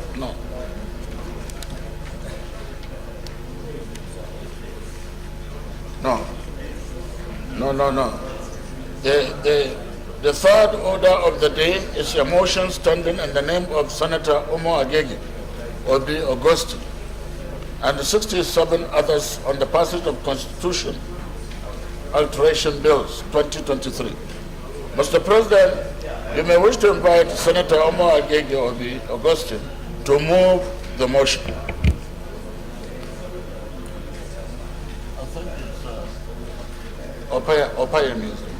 Senator Opayemi, you are the one to present the motion, right? In place of the Deputy Senate President. Very well, Mr. President. No, not yet. Okay. You just be ready. The Super Senator Michael Opayemi Bamidele. You may go ahead. Mr. President, distinguished colleagues, I'm Michael Opayemi Bamidele. I represent the Ekiti Central Senatorial District. And I stand, Mr. President and distinguished colleagues, to present a motion sponsored chiefly by the Deputy President of the Senate, His Excellency Senator Omo Agege, and co-sponsored by our distinguished colleagues who are members of the Senate Ad Hoc Committee on the Review of the 1999 Constitution. Mr. President, the Senate, aware that Section 9, subsection 2 of the Constitution of the Federal Republic of Nigeria 1999 as altered provides that an act to alter the provisions of the Constitution can be passed only when it is supported by 2/3 majority of members of the Senate and the House of Representatives and approved by 24 state houses of assembly. Recalls that 68 bills seeking to alter provisions of the Constitution were presented on the floor of the Senate and the House of Representatives on Wednesday, 23rd February 2022 for passage. Also recalls that the Senate and the House of Representatives approved 44 of the bills without difference and were transmitted to the State House of Assembly for their resolution on the 27th of March 2022. Acknowledges that 27 State Houses of Assembly, i.e. Abia, Adamawa, Akwa Ibom, Anambra, Bauchi, Bayelsa, Benue, Borno, Cross River, Delta, Ebonyi, Edo, Ekiti, Enugu, Imo, Kaduna, Kano, Katsina, Kogi, Lagos, Nasarawa, Niger, Ogun, Ondo, Osun, Rivers, and Yobe have forwarded their resolution on the bills. Please see attached details of status of resolution of State House of Assembly on the Constitution. Convinced that the underlisted 35 Constitution alteration bills have satisfied the provisions of Section 9(2) of the Constitution for passage into law, having been approved by not less than 24 state houses of assembly. 1. Constitution 5th Alteration Bill number 3, change of names of Afikpo North and Afikpo South local government areas of Ebonyi State. 2. Constitution 5th Alteration Bill number 4, change of name of Kunchi local government area of Kano State. 3. Constitution 5th Alteration Bill number 5, change of names of Egbado North and Egbado South local government areas of Ogun State. 4. Constitution 5th Alteration Bill number 7, correction of the name of Atibo local government area of Oyo State. 5. Constitution 5th Alteration Bill number 8, correction of name of Obia Akpo local government area of Rivers State. 6. Constitution 5th Alteration Bill number 9, financial autonomy of state legislature and state judiciary. 7. Constitution 5th Alteration Bill number 10, enforcement of legislative summon. 8. Constitution 5th Alteration Bill number 11, inauguration of members elect. 9. Constitution 5th Alteration Bill number 21, deletion of reference in the Constitution to the provisions of the Criminal Code, Penal Code, Criminal Procedure Act, Civil Criminal Procedure Code, or Evidence Act. 10. Constitution 5th Alteration Bill number 22, provision for intervening events in the computation of time for the determination of pre-election petitions, election petitions, and appeals therefrom. 11. Constitution 5th Alteration Bill number 24, expansion of the interpretation of judicial office. 12. Constitution 5th Alteration Bill number 25, appointment of Secretary of the National Judicial Council. 13. Constitution 5th Alteration Bill number 29, devolution of powers regarding airports. 14. Constitution 5th Alteration Bill number 30, devolution of powers regarding fingerprints, identification, and criminal records. 15. Constitution 5th Alteration Bill number 31, devolution of powers regarding correctional services. 16. Constitution 5th Alteration Bill number 32, devolution of powers regarding railways. 17. Constitution 5th Alteration Bill number 33, devolution of powers regarding national grid system. 18. Constitution 5th Alteration Bill number 39, power to enforce compliance of remittance of accruals into the Federation account and review of revenue allocation formula. 19. Constitution 5th Alteration Bill number 40, independence of certain bodies. 20. Constitution 5th Alteration Bill number 41, removal of transitional lawmaking powers of the executive. 21. Constitution 5th Alteration Bill number 43, domestication of treaties. 22. Constitution 5th Alteration Bill number 44, timeline for the presentation of appropriation bills. 23. Constitution 5th Alteration Bill number 45, time frame for the submission of the names of ministerial or commissioner nominees. 24. Constitution 5th Alteration Bill number 48, power to summon the president and governors. 25. Constitution 5th Alteration Bill number 49, authorization of expenditure. 26.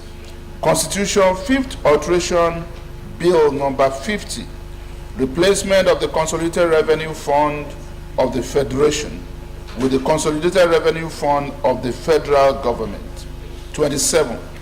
Constitution 5th Alteration Bill number 51, creation of the Office of Accountant General of the federal government. 28. Constitution 5th Alteration Bill number 53, separation of the Office of the Attorney General of the Federation and of the state from the Office of the Minister or Commissioner for Justice. 29. Constitution 5th Alteration Bill number 54, State of the Nation and State of the State Address. 30. Constitution 5th Alteration Bill number 55, composition of members of the Council of State. 31. Constitution 5th Alteration Bill number 57, restriction on formation of political parties.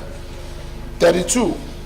Constitution 5th Alteration Bill number 62, correction in the definition of the boundary of the Federal Capital Territory, Abuja. 33. Constitution 5th Alteration Bill number 63, fundamental human rights. 34. Constitution 5th Alteration Bill number 65, on food security. 35. Constitution 5th Alteration Bill number 66, on Nigeria Security and Civil Defense Corps. Accordingly, resolved to 1. Direct the clerk to the National Assembly to transmit the 35 bills that have so far met the requirement of the provision of Section 9, subsection 2 of the Constitution to Mr. President and Commander-in-Chief of the Armed Forces of the Federation for assent in line with the provisions of the Acts Authentication Act. And 2. Urge the following State Houses of Assembly: Gombe, Jigawa, Kebbi, Kwara, Oyo, Plateau, Sokoto, Taraba, Zamfara, that are yet to forward their resolution on the bills, to do so in fulfillment of their constitutionally impose legislative obligation to the Constitution amendment process. Mr. President, I so move. The Distinguished Senator Betty Apiafi. Mr. President, distinguished colleagues, my name is Betty Apiafi. I represent Rivers West Senatorial District. Mr. President, I rise to second the motion for the passage of the Constitution Fifth Alteration Bill 2023 as a second.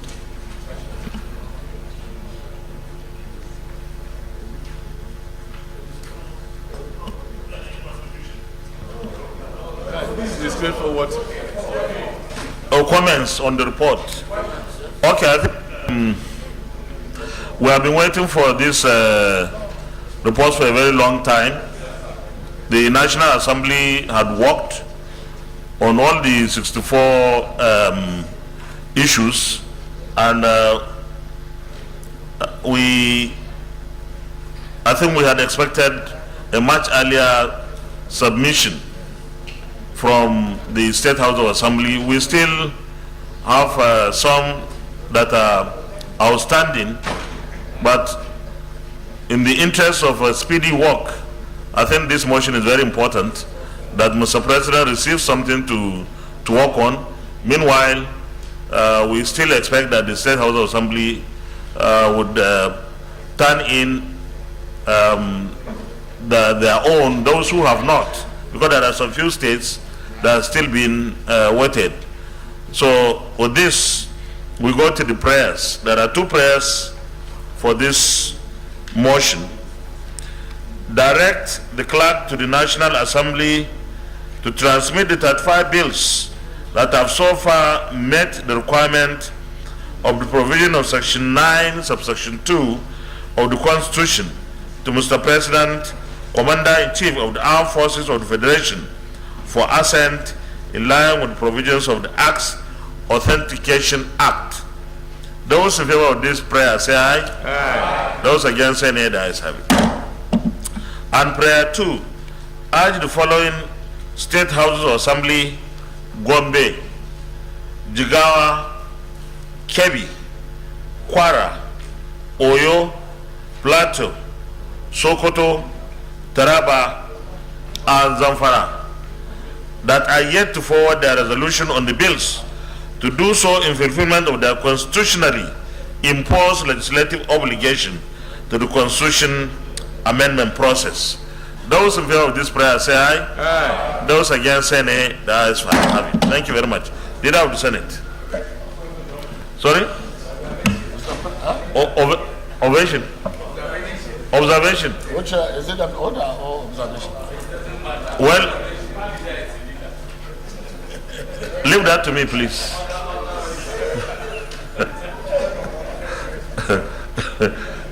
Distinguished Senator Abdullah, you have some comments?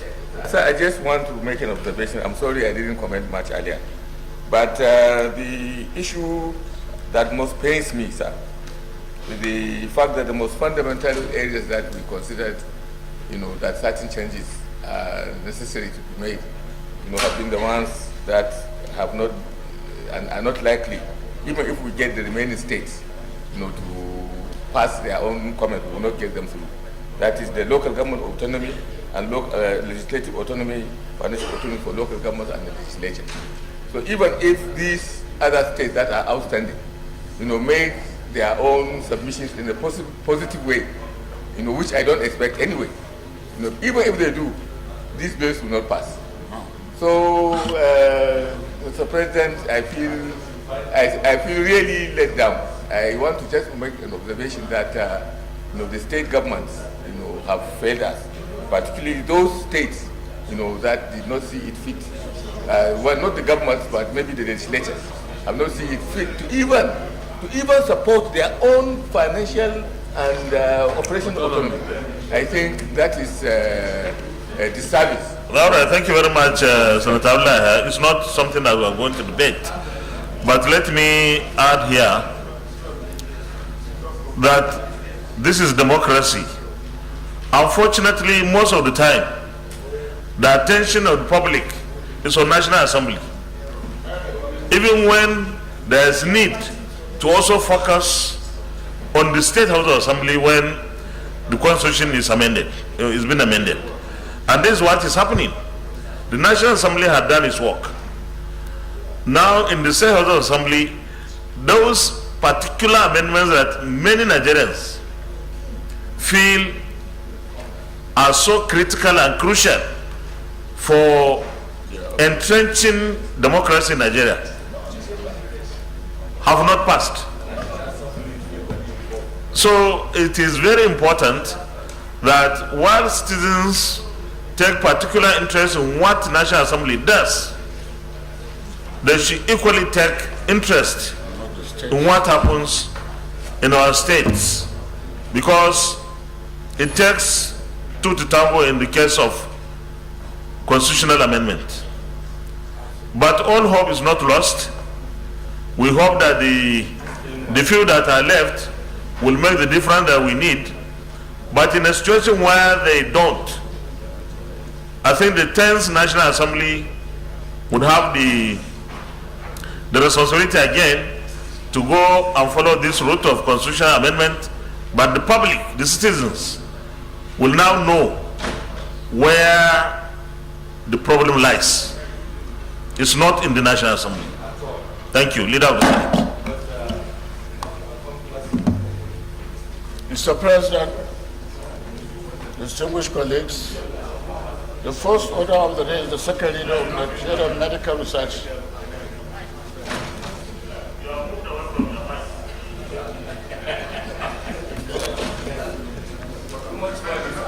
Mr. President, distinguished colleagues, the first order of the day is the second reading of the Nigerian Medical Research Council Establishment Bill 2023, SB 1093. Distinguished senators will recall that the bill was read the first time in this chamber on Thursday, 17th January 2023. Mr. President, you may wish to invite Senator Honorable Yahaya Ibrahim to move the motion for the bill to be read a second time. Distinguished Senator Yahaya Ibrahim Yahaya Olurogbe, Kwara Central. Thank you, Mr. President, distinguished colleagues. My name is Ibrahim Yahaya Olurogbe. I represent the people of Kwara Central Senatorial District. That is known as the Lorry Emirate, the southernmost emirate of northern Nigeria. Mr. President, my highly respected and distinguished colleagues, permit me to lead the debate on this very important bill, which seeks to establish the Nigerian Medical Research Council as an autonomous council to carry out medical research in all its ramifications and to make provisions for the transfer of assets and liabilities of the National Institute of Medical Research established under the National Agency for Science and Engineering Infrastructure Act of 1992. Mr. President, my respected colleagues, let me use this opportunity to highlight the background and objectives of this bill, which I believe will not only justify this laudable legislative initiative, but will also motivate this chamber and indeed the National Assembly to accelerate the legislative process in passing the bill expeditiously and for the President of the Republic to assent to it to become an act. Distinguished colleagues, medical research has been in existence since time immemorial. It is the process of investigating causes of disease, patterns and trend of diseases, the risk factors for disease, treatment options, method of prevention of disease, differences in prognosis, that is the outcome of illnesses in different persons, sexes, age groups, environment, and other variables. It is through research that man has been able to overcome the effect of diseases, to extend life expectancies, reduce or eliminate sufferings from disease or their treatment, develop various forms of innovations in the promotion of health, prevention of illnesses, diagnose disease, treat disease, and rehabilitate persons affected by diseases. Medical research leads to significant discoveries, improve health care, and ensure that patients receive the best care possible. It is what makes the development of new diagnostics, new medicines, and treatment possible. Without it, man will not be able to move forward in the development of medicine and improving living standards and longevity. Nigeria's effort at producing a policy and establishing mechanism for promotion and organization of medical research started in 1958 with the enactment of the West African Council for Medical Research Act, CAP 215, Laws of Federation of Nigeria, 1958. By Decree number 72 of 1966, the then federal military government established the Nigerian Council for Medical Research, which replaced and took over the asset of West African Council for Medical Research, pursuant to provisions of Section 10, Sub 1 and 2 of the Nigerian Council for Medical Research Decree. In 1972, Mr. President, the federal military government renamed the Nigerian Council for Medical Research as the Medical Research Council of Nigeria by virtue of Decree 1 of 1972. The National Science and Technology Development Agency Decree number 5 of 1977 replaced the Medical Research Council of Nigeria Decree number 1 of 1972. By paragraph 2 of the schedule to that decree, all rights, interests, and obligations with respect to the assets of the council were transferred to the National Science and Technology Development Agency. The National Science and Technology Act of 1980 later embodied in CAP 276 of medical and biomedical research in the country. It will also enable Nigerian scientists to contribute to knowledge and innovations in medicines at the global stage. Mr. President, distinguished colleagues, the main object of the Nigerian Medical Research Council bill are through research, development, and technology transfer to promote the improvement of the health and quality of life of the population of the Federal Republic of Nigeria. The Council shall, among others, approve the research and training program on its own, advise the federal government on national policies and priorities in medical research, training, and other related activities, provide intramural and extramural grant support for relevant research projects directed at generating evidence and new knowledge for decision-making and optimum health services in the country, manage, plan, conduct, and promote research, human resource development, and technology generation, assessment, and adoption for the advancement of medicine and related fields in Nigeria. The Council will maintain up-to-date record of all existing facilities for medical research and training in Nigeria and advise the federal government on their adequacies and efficient utilization. The Council shall promote collaboration between scientists engaged in research in medical science in Nigeria and their counterparts in other parts of the countries or international bodies. The Council shall undertake basic and applied research in biomedical and clinical services, communicable and non-communicable diseases prevalent in the country with the aim of advancing the frontiers of knowledge in medicine. The Council shall promote and support research in complementary and alternative medicine and homegrown research innovations and discoveries in drugs and vaccine development. And the Council that shall disseminate the result of medical research undertaking within and outside Nigeria on diseases of interest to the country. The summary of the bill, Mr. President, distinguished colleagues, that the bill has 23 clauses and 2 schedules, divided into 5 parts, which provide for the establishment of the Council, functions and power of the board, structure of the Council, funding of the Council, and other miscellaneous matters. In conclusion, Mr. President, my highly respected and distinguished colleagues, the establishment of this Council from the existing Nigerian Institute of Medical Research will enable the conduct and utilization of robust medical and biomedical researches by Nigerian medical scientists to promote the improvement of health and quality of life of the population of the Federal Republic and of Nigeria and contribute to global health. As the current Nigerian Institute of Medical Research is benefiting from government budget, and the additional funding being proposed is from existing funding mechanism, that is the Basic Healthcare Provision Fund, already established by an act of this Parliament, as well as the proposal for the Council to inherit the asset of Nigerian Institute of Medical Research. There is no need for compendium of financial application of the agency, and there will be no additional resources being proposed. Mr. President, distinguished colleagues, I humbly urge you all to support the delivery of this bill. Thank you for your kind attention. I so submit, Mr. President. Senator Ibrahim Hassan. Thank you very much, Mr. President. Ibrahim Hassan Hadeja, Jigawa Northeast. Mr. President, I rise to wholeheartedly support this motion sponsored by Senator Ibrahim Olori-Egbe on the repositioning of the Nigerian Medical Research Council. For the simple reason, Mr. President, that we are not creating anything new. We are simply repositioning and reconstituting the council so that it can focus on the core mandate of medical research. Mr. President, the Parent Act is over 50 years old, 1972, And the only change was that it was subsumed under NASENI, which is the general science research body set up by the government, I think around 1979. So just excising the medical research aspect and repositioning it on a standalone basis, I think is more than justified, so that instead of being jumbled up with other research organs, we can have dedicated medical research that will serve the medical industry. So I so move, Mr. President. I'm entirely in support of this motion. Thank you. Those in favor that this bill will now read a second time, say aye. Aye. Those against, say nay. The ayes have it. Clerk of the Senate. Mr. President, distinguished senators, a bill for an act to establish the Nigerian Medical Research Council as an autonomous council to carry out medical research in all its ramifications, and to make provisions for the transfer of assets and liabilities of the National Institute of Medical Research established under the National Agency for Science and Engineering Infrastructure Act of 1992 and for related matters 2023. Second reading.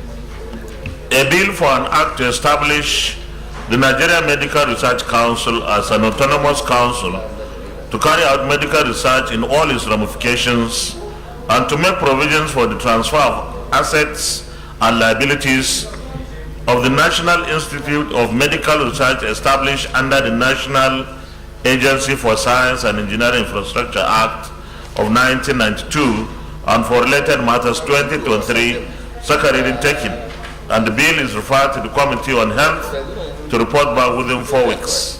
Leader of the Senate.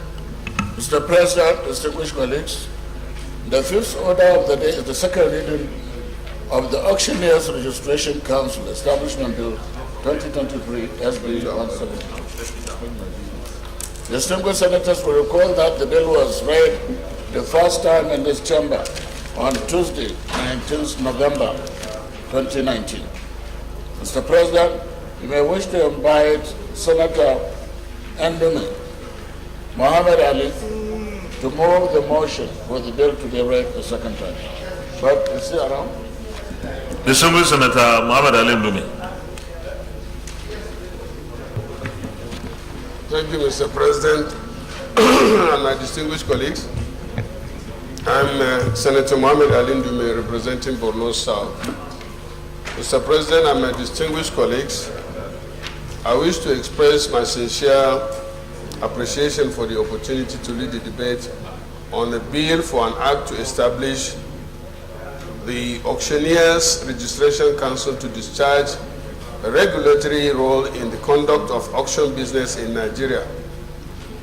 The opportunity is laudable in view of the significance of the bill, which is both aimed at professionalizing auction business and ensuring effective returns for its proceeds to appropriate government coffers to boost the nation's internal revenue generation for developmental services to our people.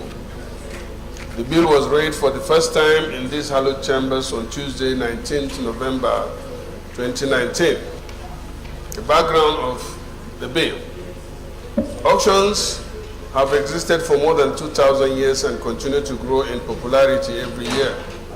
An auction occurs when consumers gather physically or online to buy an item by bidding against each other until the highest offered price is reached.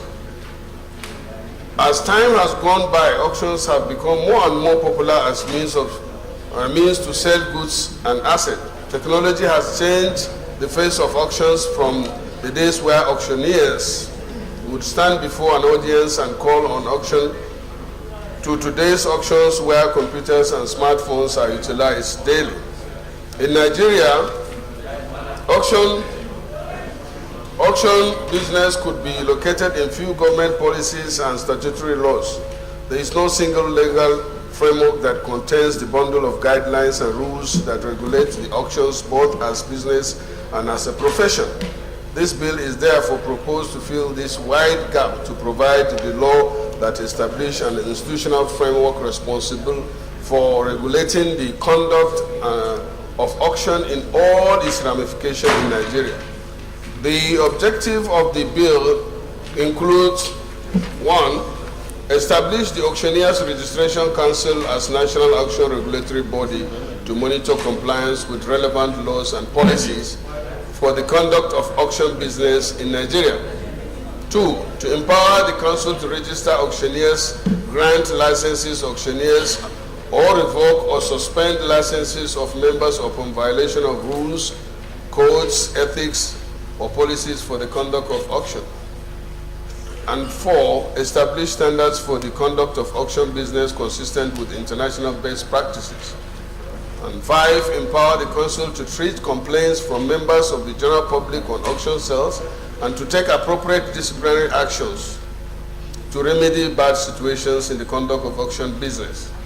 And 6, facilitate effective harmonization of auction business in all its ramifications to create a sense of order, direction, and certainty.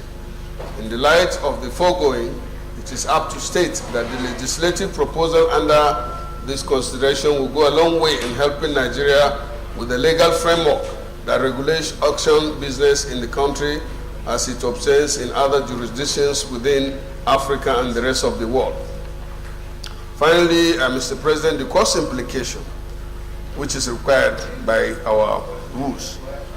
Mr. President and my distinguished colleagues, it may interest you to note that the proposed Auctioneers Registration Council will not rely on any government funding through annual budgetary allocation for its establishment and operation. It shall be self-funded through practicing fees paid by registered and licensed auctioneers, charges and dues prescribed and recoverable by the Council. Conclusion.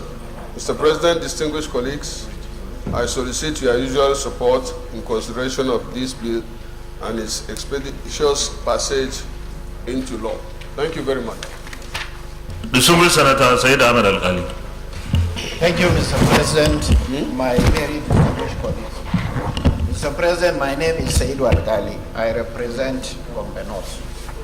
Mr. President, my distinguished colleagues, I went through the lead debate. 3 things are very fundamental. 1, this is one time that we need to generate revenue, at least to reduce the deficit component of our national budget.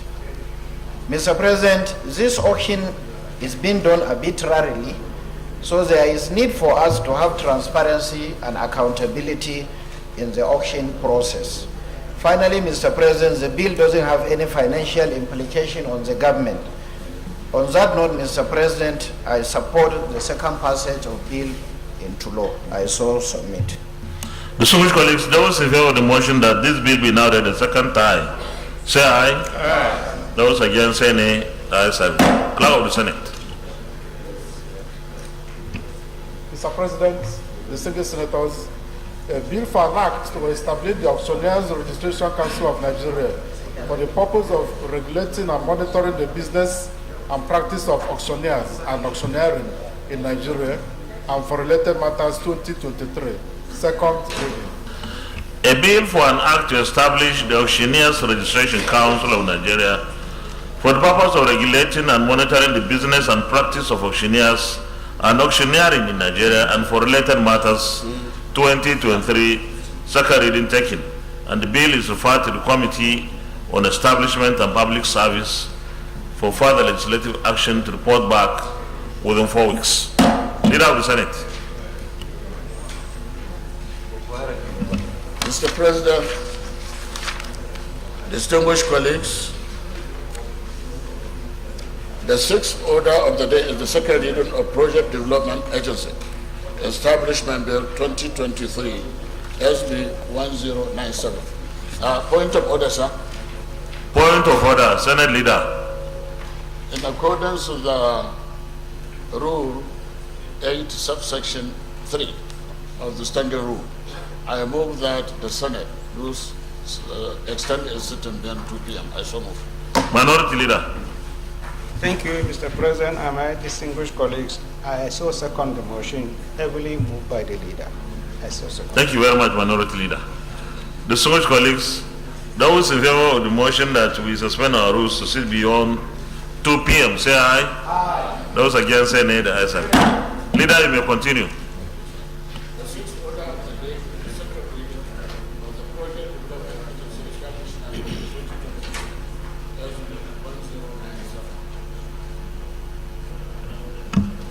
Distinguished senators will recall that the bill was read the first time in this chamber on Wednesday, 18th January 2023.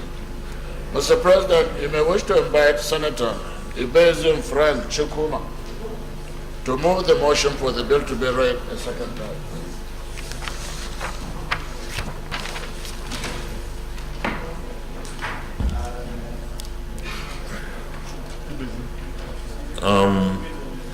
Distinguished Senator Chukuma Frank Ibezim. Thank you, Mr. President, distinguished colleagues. Senator Chukuma Frank Ibezim, I represent Imo North Senatorial District. Mr. President, distinguished colleagues, permit me to lead the debate on this important bill which seeks to provide for the establishment of the Project Development Agency charged with the broad function of generating and catalyzing industrialization by carrying out industrial research from the laboratory stage to the pilot plant stage, and by rendering consultancy services to governments, industry, and individuals. It is therefore one of the oldest research institutes in the country. The bill was first read in these hallowed chambers on Wednesday, 18 January 2023. This bill seeks to give legislative backing to the already existing agency with over 40 years of existence, which has been a major setback of having viable industrial research and growing economy in Nigeria.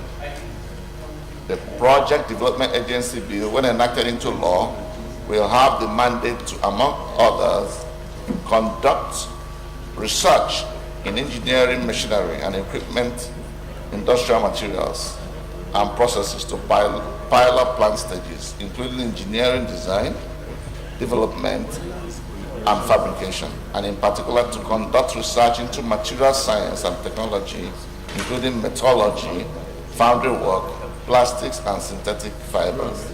2. Processing of ceramic materials and other solid-based minerals for industrial use, including development of ceramics, glass, and mineral technologies. 3. Processing of agro-produce into various byproducts through the development of appropriate technology and machinery requirements. 4.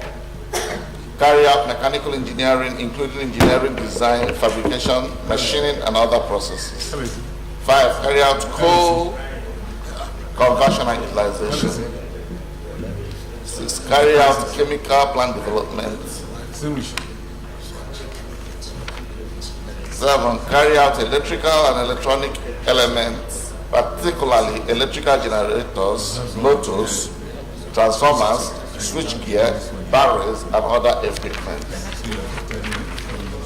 8. Undertake economic evaluation of research resource to establish their viability in micro, small, medium, and large enterprise development. 9. Carry out training in specialized technical areas and award proficiency certificates. 9. Establish a specially advanced technology center with a postgraduate degree awarding curriculum in science and technology in collaboration with an accredited university. And 10. Carry out technical, analytical, and consultancy services for existing and planned industries. And lastly, handle any other related matter as may be determined by the Minister of Mr. President. Mr. President, distinguished colleagues, taking into cognizance the existence of the agency over the past 43 years, the developments in the industry and policy trust of government, it is expedient to provide the needed legislative framework for the agency to operate optimally, as it will provide a robust legal framework which will strengthen and reposition the agency to effectively discharge its statutory responsibilities, and it will bring about operational improvements. I therefore urge you, my respected colleagues, to support this bill for second reading. Thank you, and thank you, Mr. President.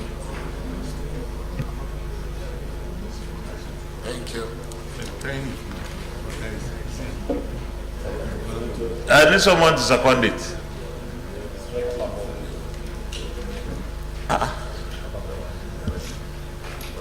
Distinguished Senator, the acting chief whip.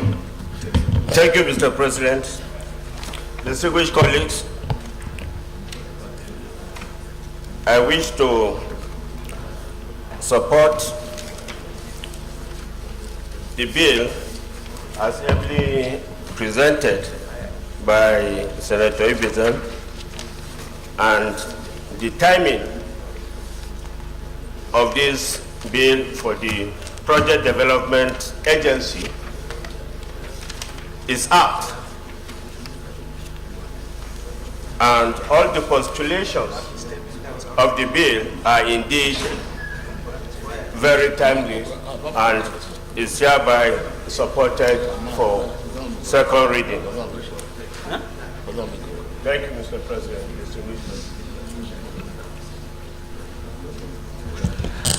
Those in favor that this bill be now read the second time, say aye. Those against, say nay. The ayes have it. Clerk of the Senate. Mr. President, distinguished senators, a bill for an act to establish the Project Development Agency charged with the broad function of generating and catalyzing industrialization by carrying out industrial research from the laboratory stage to the pilot plant stage, and by rendering consultancy services to governments, industries, and individuals, and for other related matters, 2023, second reading.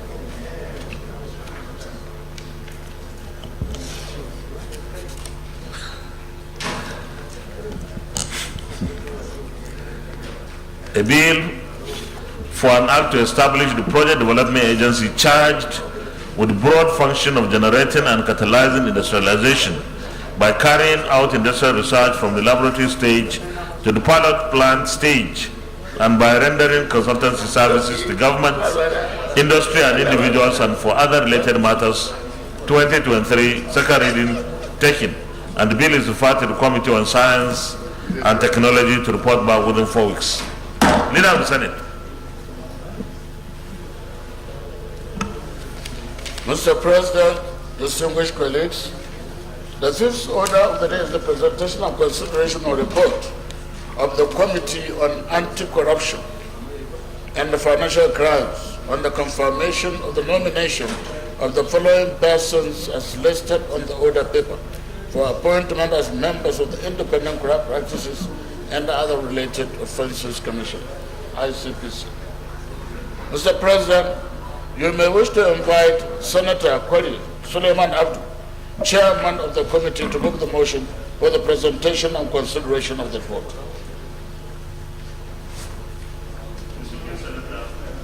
Distinguished Senator Suleiman Abdu Kwali. Thank you, Mr. President, distinguished colleagues. Suleiman Abdu Kwari, I represent Kaduna North. Mr. President, distinguished colleagues, I move that the Senate do receive and consider the report of the Committee on Anti-Corruption and Financial Crimes on the screening of the nomination of the following persons for appointment as members of Independent Corrupt Practices and Other Related Offences Commission, ICPC. 1. Justice Adamu Bello, retired, Northwest, Jigawa State. 2. Katsina State. 2. Hanatu Mohammed, Northwest, Jigawa State. Mrs. Olubukola Balogun from Southwest, Lagos. Barrister Obiara Samuel, Southeast, from Anambra State. Dr. Abdullahi Saidu, North Central, Niger State. Prince Dauda Yahaya, North Central, Nasarawa State, and Dr. Grace Chinyere, South South, from Delta State. I so move.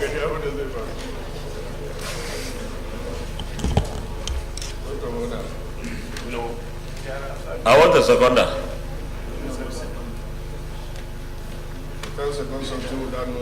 Senator Ali Ndume.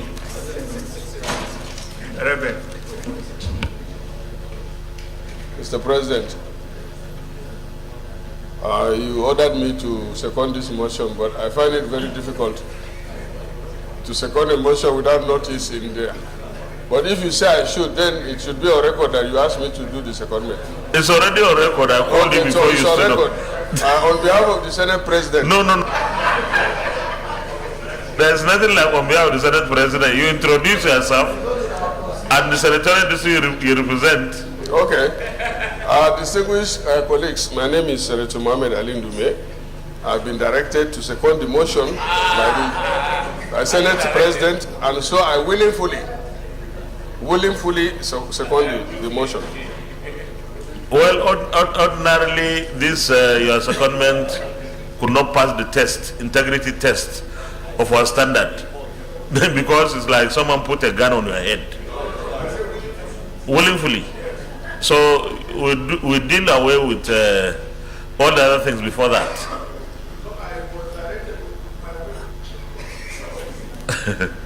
Okay. Please, Secretary, make sure you put the correction there.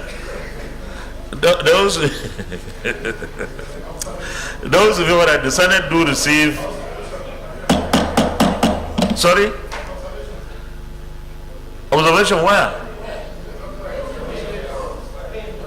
Okay, you are. No, we have not done anything yet.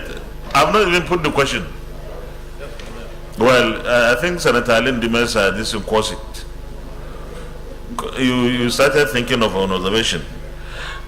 Those of you that the Senate do receive and consider the report of the Committee on Anti-Corruption and Financial Crimes on the screening of the nomination of the following of the persons mentioned below as members of the Independent Corrupt Practices and Other Related Offences Commission, ICPC, say aye. Those against say nay, the ayes have it. Please, you may lay the report, Chairman. Acting Chief Whip.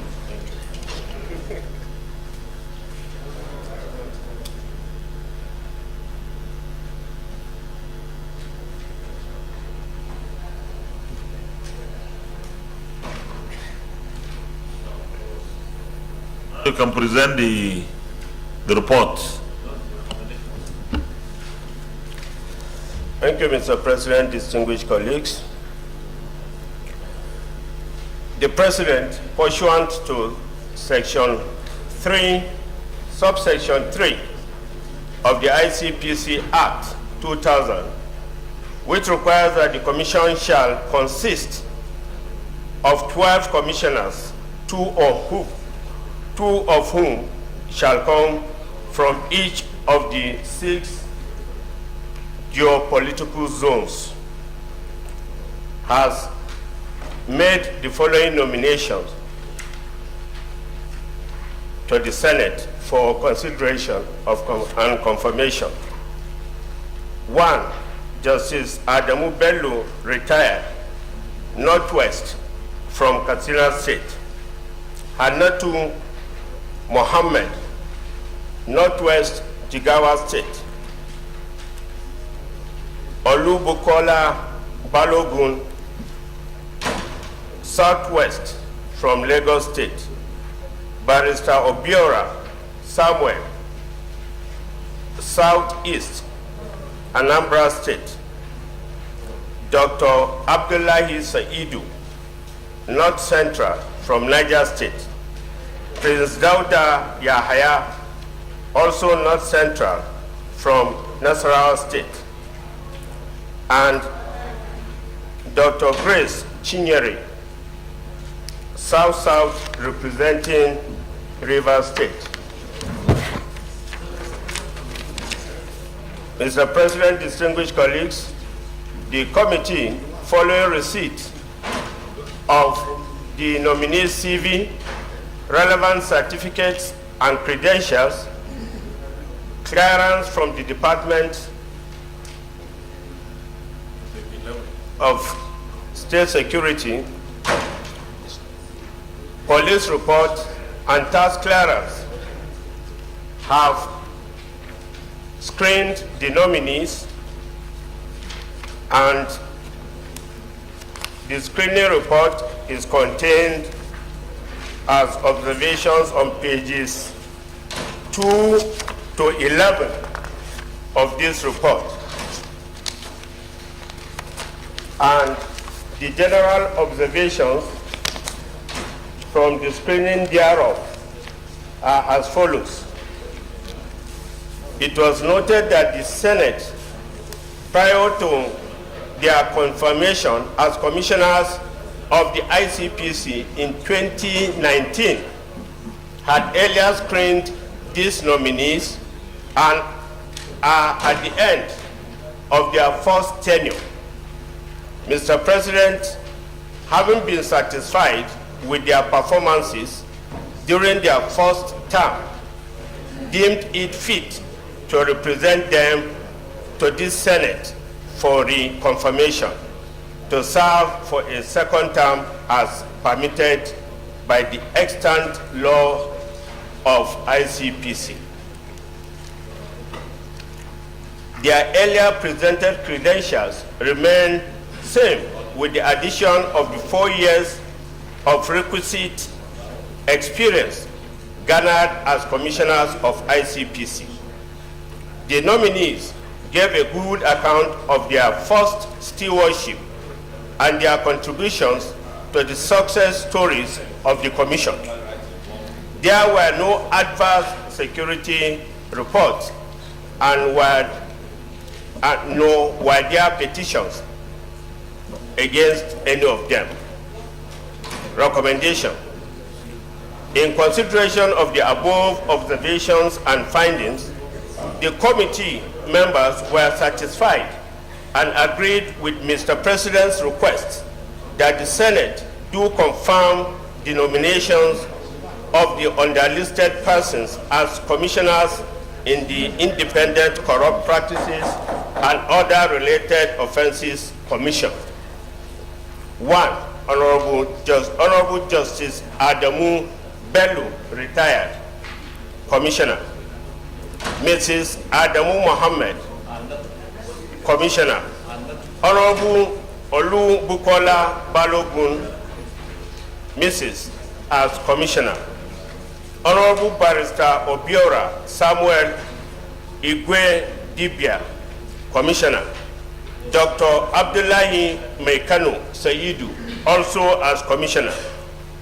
Dauda Yahaya Umar, Commissioner, and Dr. Grace Nke Chinyere Chinda, also as Commissioner. The committee wishes to thank Mr. President and distinguished colleagues for this ample opportunity that was availed us to be of service to the Senate and the nation. Thank you very much. Thank you very much. Distinguished Senator Barrow Jibrin. Thank you, Mr. President. My name is Barrow Jibrin. I represent Kano North. Mr. President, permit me to commend the chairman and members of this committee for a job well done, because the report is well put together. What is going on? This hand wrenching. Huh? Am I the only one seeing this thing? I hope I'm not seeing in parallax. Okay, Mr. President, because the report is well crafted and very, very clear, straight to the point. These nominees, Mr. President, they have been screened in 2019. And from the report before us, they've done very well in their various offices. Therefore, Mr. President, I don't think there's a need to waste more time. What we need to do, based on the sound pedigree of these nominees and their performance so far in their various offices, I will urge the Senate to give its note for the confirmation of these nominees for another term in office. I so recommend, Mr. President. I so urge, Mr. President. Well, we wouldn't like to waste time, but Senator Said Al-Ali has raised his hand. Yeah, thank you, Mr. President, my distinguished colleagues. My name is Said Al-Ali. I represent Bombay North. Mr. President, I have no quarrel about the qualification and the pedigree of the nominees. However, I was thinking the committee would be too generous to look at the spread, because I can see Justice Adamu Bello and Hannatu from Northwest having 2 nominees, and Dr. Abdullahi Saidu and Prince Dauda Yahya from North Central. No nominee from my geopolitical zone. So, Mr. President, I was thinking the committee would be too generous enough to look at the spread and make an issue on behalf of my geopolitical zone. I raise my case. I don't know whether it's because there is no no vacancy, so it's only for those that have expired. Their tenures are full cycle. Yes, Senator Michael Opeyemi Bamidele.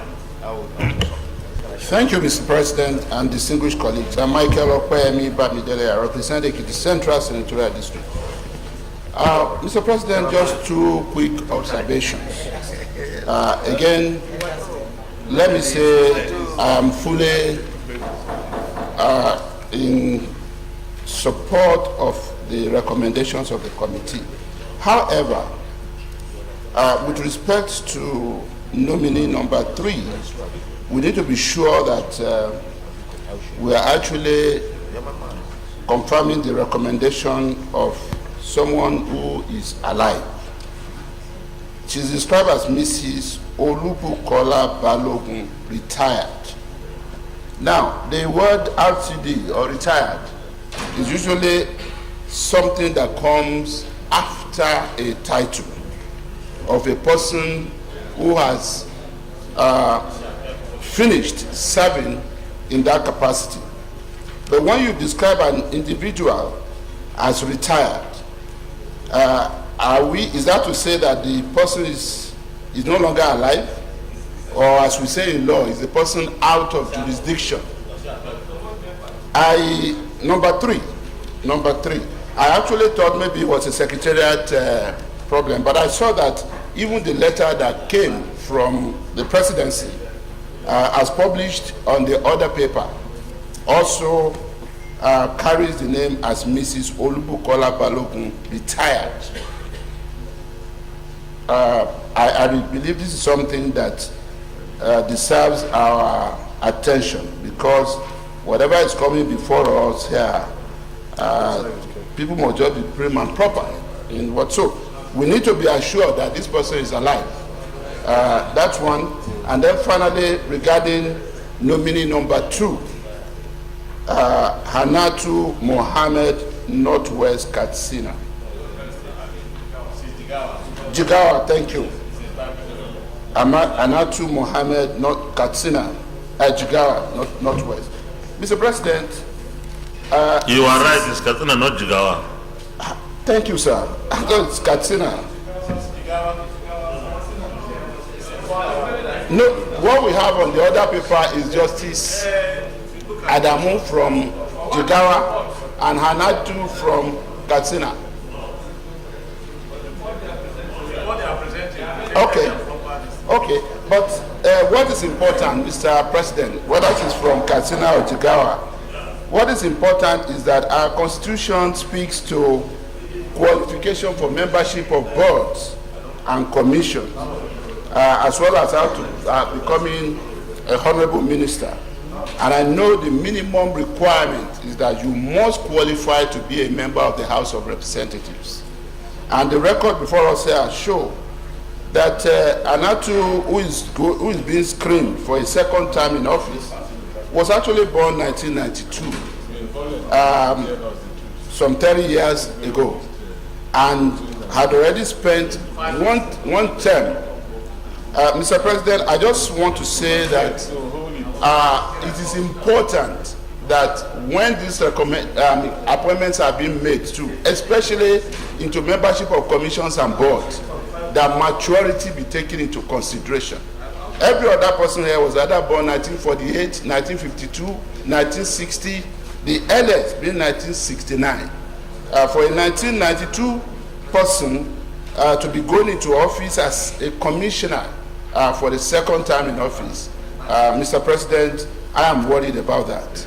Thank you, sir. Well, let me comment on that. If we approved of this last 4 years, she would be how many? She was 26. She was 26. The House of Reps today is 25. So this issue should have been raised in the previous. No, there's also an explanation to that. Okay. Yes, sir. Thank you very much, Mr. President, distinguished colleagues. The crafters of that law, in their opinion, then the thinking was for the anti-corruption war to be fought at the highest level and at the lowest level, and we should be carrying along the youth. So there was provision for the inclusion of a youth representative, and the oldest person on this list happens to be 75, and we have the youngest person at 30, having spent 4 years. She is now being reappointed for a second term at 26, 27. So I think the thinking is good, because we will be going along with our youth, in this anti-corruption war, and she has done really well in this regard. So that's the explanation regarding the age. Thank you very much. Well, if there is no further comments, Committee of the Whole, please, to consider the report. Mr. President, distinguished colleagues, I move that the Senate resolve into Committee of the Whole to consider the report. Minority Leader. Thank you, Mr. President, and my distinguished colleagues. I so second. Distinguished colleagues, those in favor of the motion that the Senate resolves into Committee of the Whole to consider the report, say aye. Aye. Those against, say nay. The ayes have it.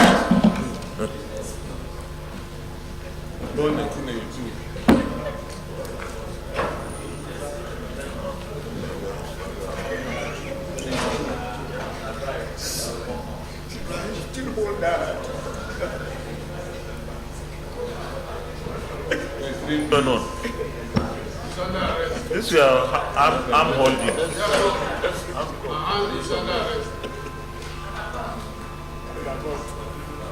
Abi, talk.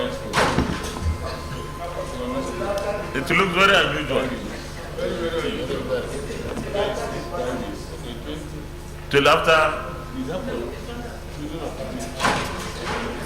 Okay. Well, the civil colleagues at this point were looking at the approval. Will the Senate approve the nomination of Justice Adamu Abdullahi, retired, from Jigawa State, right? From Katsina.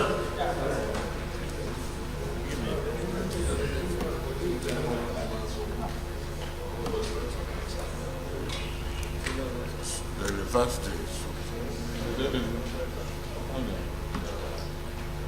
don't want to increase the bill.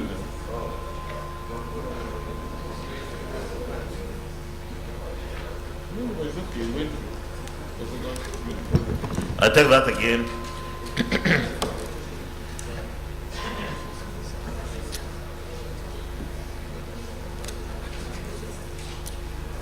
Will the Senate approve the nomination of Justice Adamu Bello, retired, from Katsina State, representing Northwest, as a member of the Independent Corrupt Practices and Other Related Offences Commission, ICPC?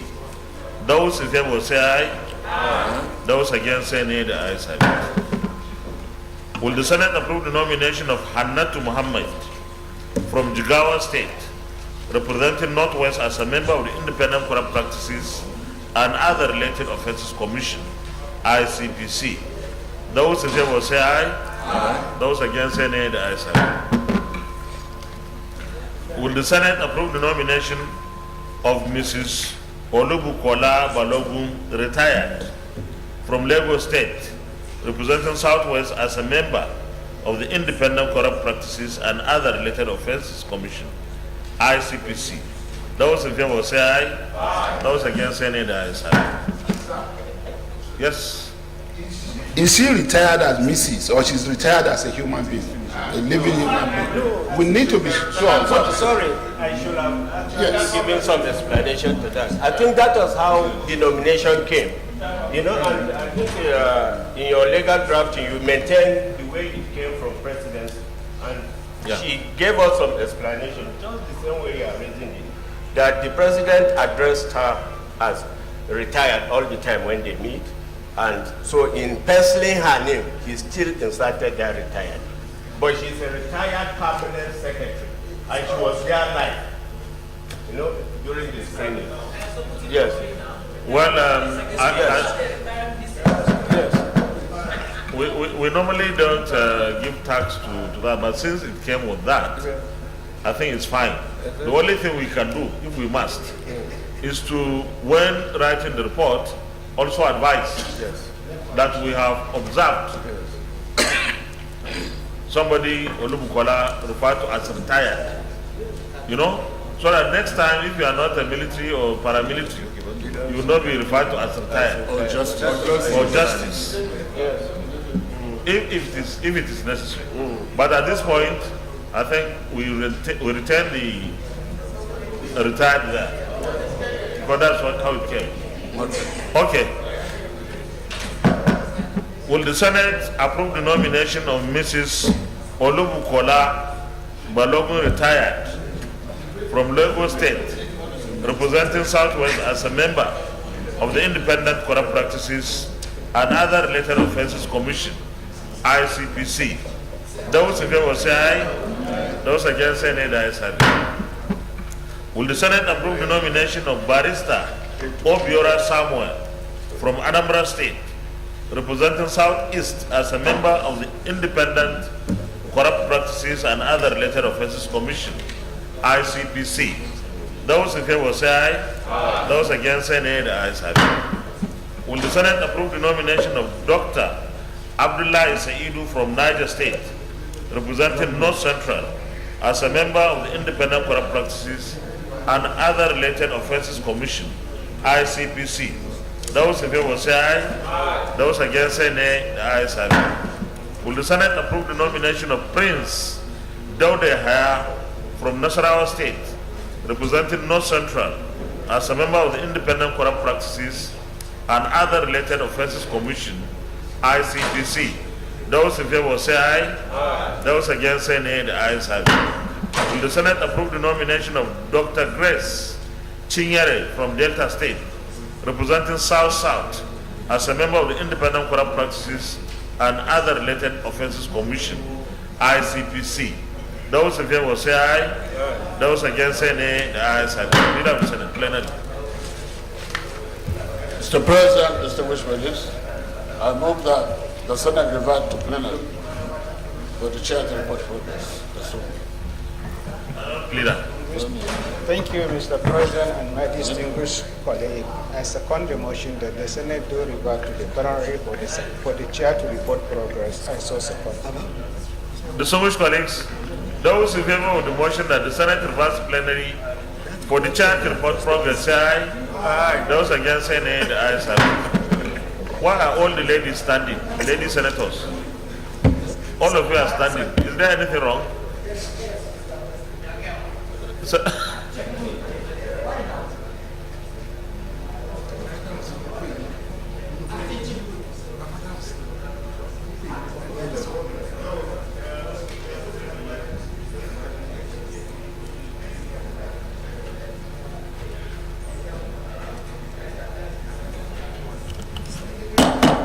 Chief Whip, it's not a license for you to be involved. No, I will not protect you. You invited them. Okay. Please take your seats. The Senate in the Committee of the Whole considered the report of the Committee on Anti-Corruption and Financial Crimes on the screening of Mr. President's nominees for appointment as members of the Independent Corrupt Practices and Other Related Offences Commission, ICPC, and approved the nominations of justices. This is supposed to be Justice Adam Bello, retired, Northwest, Jigawa State. Hi.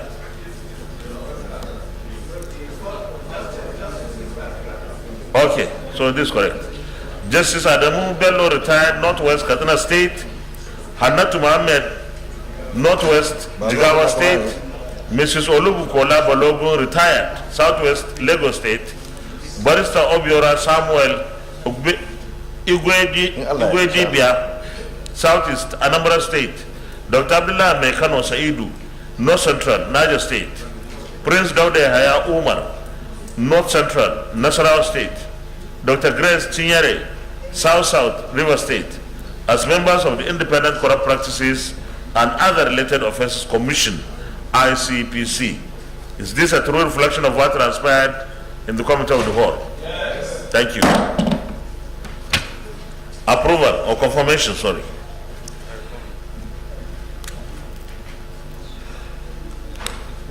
Will the Senate confirm the nomination of Justice Adam Bello, retired, from Katsina State, representing Northwest, as a member of the Independent Corrupt Practices and Other Related Offences Commission, ICPC? Those in favor say aye. Aye. Those against say nay. The ayes have it.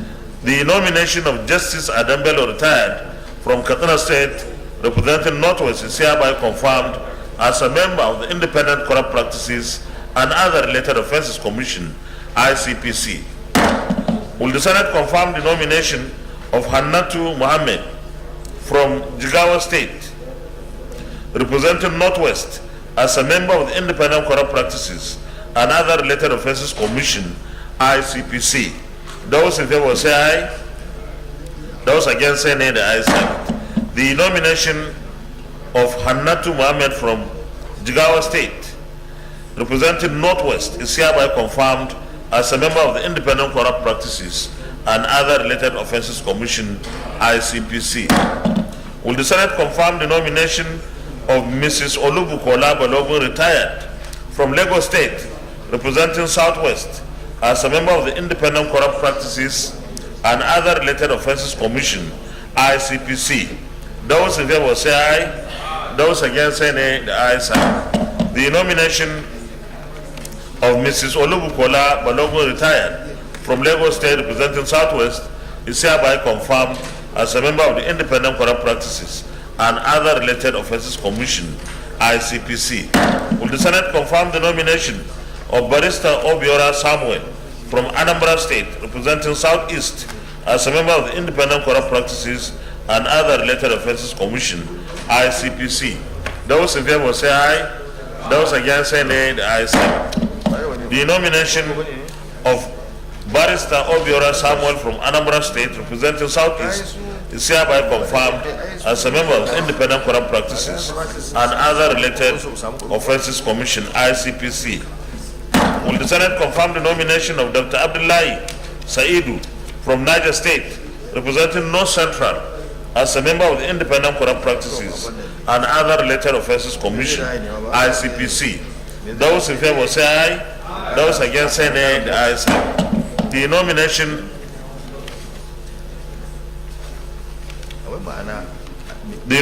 of Dr. Abdullahi Saidu from Niger State, representing North Central, is hereby confirmed as a member of the Independent Corrupt Practices and Other Related Offences Commission, ICPC.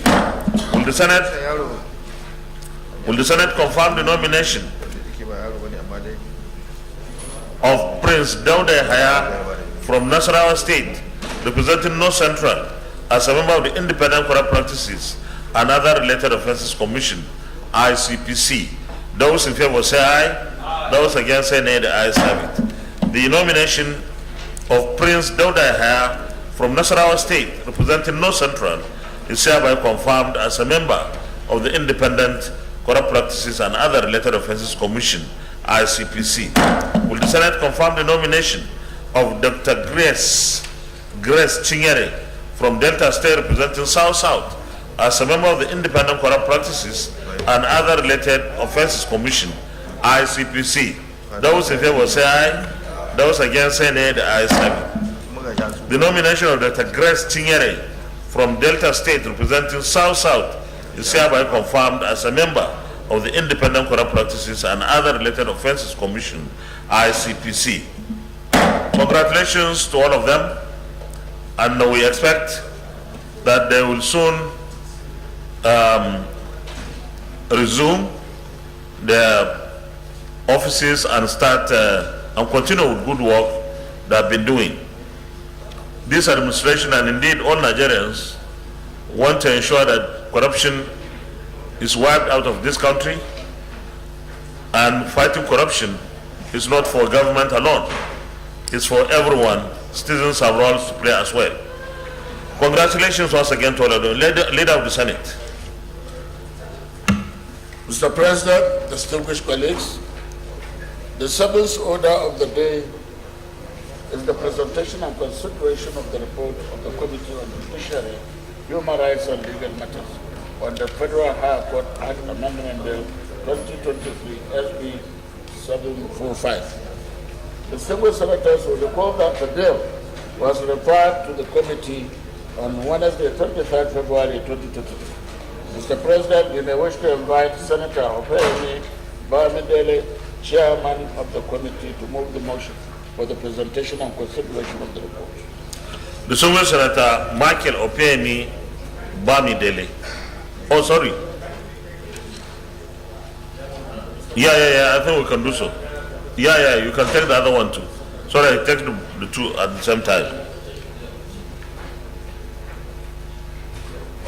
Mr. President, distinguished colleagues, the eighth order of the day is the presentation and consideration of the report of the Committee on Judiciary, Human Rights and Legal Matters on the franchising establishment bill 2023 SB 969.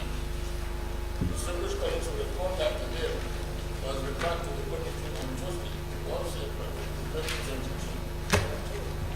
Mr. President, we may wish to invite Senator Bamidele, Chairman of the committee, to move the motion for the presentation of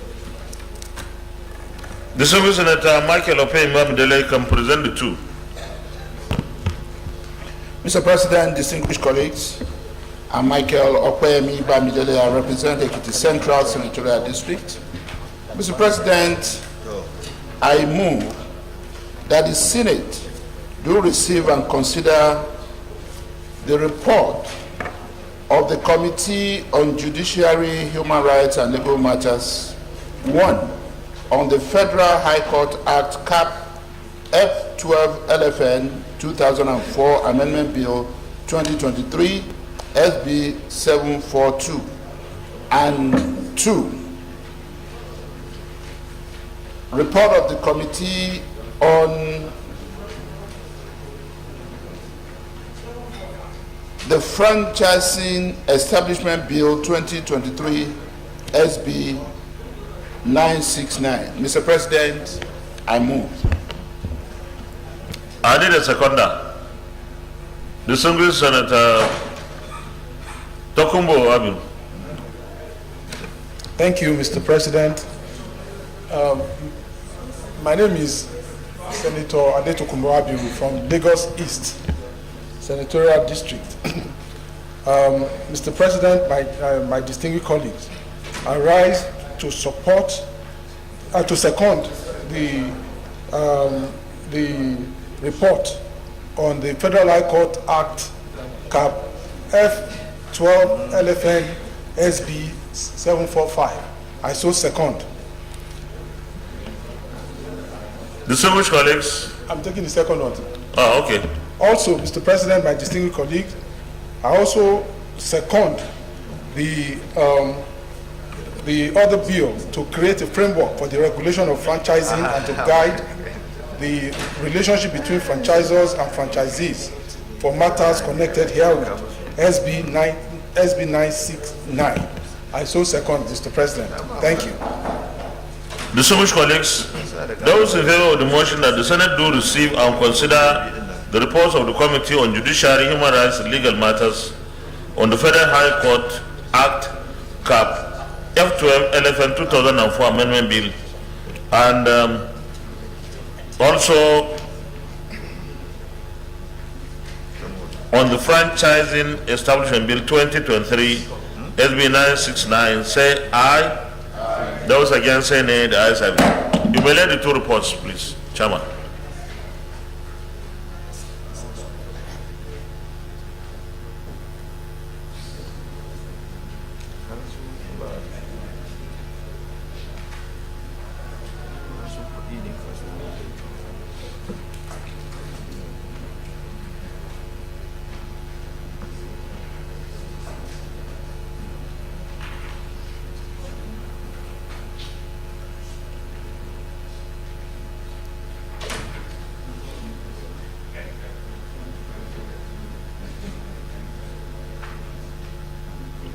You can present the two reports simultaneously. Thank you, Mr. President. Report of the Senate Committee on Judiciary, Human Rights and Legal Matters on the Federal High Court Act Cap F12 Laws of the Federation of Nigeria 2004 Amendment Bill 2021 SB 745. Mr. President, distinguished colleagues, I wish to start by making this clarification ab initio that there are two bills which were presented to the Senate as the Federal High Court Amendment Bill. The first bill, Federal High Court Act Cap F12 LFN 2004 Amendment Bill 2021 SB 745, was sponsored by Senator Mukail A. Abiru, representing Lagos East Senatorial District, while the second bill, Federal High Court Repeal and Enactment Bill 2022 SB 1038, was sponsored by the Deputy President of the Senate, His Excellency Senator Ovie Omo Agege, representing Delta Central Senatorial District. The Senate, at its plenary sittings, deliberated on the general principles of the two bills. After extensive deliberations, they were read the second time and referred to the Senate Committee on Judiciary, Human Rights and Legal Matters for further legislative actions and to report back with its recommendations. Mr. President, in paragraph 2, we expatiated on the objective of the bill, which is committed to distinguished colleagues. Then paragraph 3, we talk about the committee's legislative action. And in paragraph 4, we talk about the public hearing that we conducted with respect to this bill. In paragraph 5, we talk about the highlights of presentation by stakeholders at the public hearing. And for the purpose of management of time, I'm concentrating on paragraph 6, Mr. President, where we talk about our observations and findings. Mr. President, distinguished colleagues, having carefully analyzed the presentations and submissions made during the public hearing, we hereby make the following observations and findings. 1, that stakeholders were unanimous in their support for the passage of the bill, as its intendment as sacrosanct to the justice sector reform initiative of this present administration. 2, that the essence of the proposed bill is to fill an obvious lacuna in the extant act as it relates to legal basis for the preservation of real economic values of judgment debts in pre-judgment interests. 3, that in the light of the exponential increase in the number of cases in the court's docket, the workload on judges has become unbearable, and it is taking a toll on their health. Hence, the need for the increase in the number of judges for optimal performance in the dispensation of justice. 4, that with the creation of additional divisions of the court, it is obligatory that more judges are appointed to preside over them and to cater for the increased responsibilities of the court conferred on it by the new Electoral Act. And 5, that the provisions of Section 249 sub 2B of the Constitution of the Federal Republic of Nigeria 1999 as altered envisages futuristic increase in the number of judges of the Federal High Court. That is why it does not expressly make provision for a specified number of judges to be appointed by the court. Our recommendation. Mr. President, distinguished colleagues, the Senate Committee on Judiciary, Human Rights and Legal Matters, to which this bill was referred, having considered same, hereby recommends as follows: that the Senate do consider and pass the Federal High Court Amendment Bill 2022 as amended. I so move, Mr. President, and in conclusion, I thank Mr. President and our distinguished colleagues for the opportunity to serve in this capacity. Mr. President, distinguished colleagues, I also, with your permission,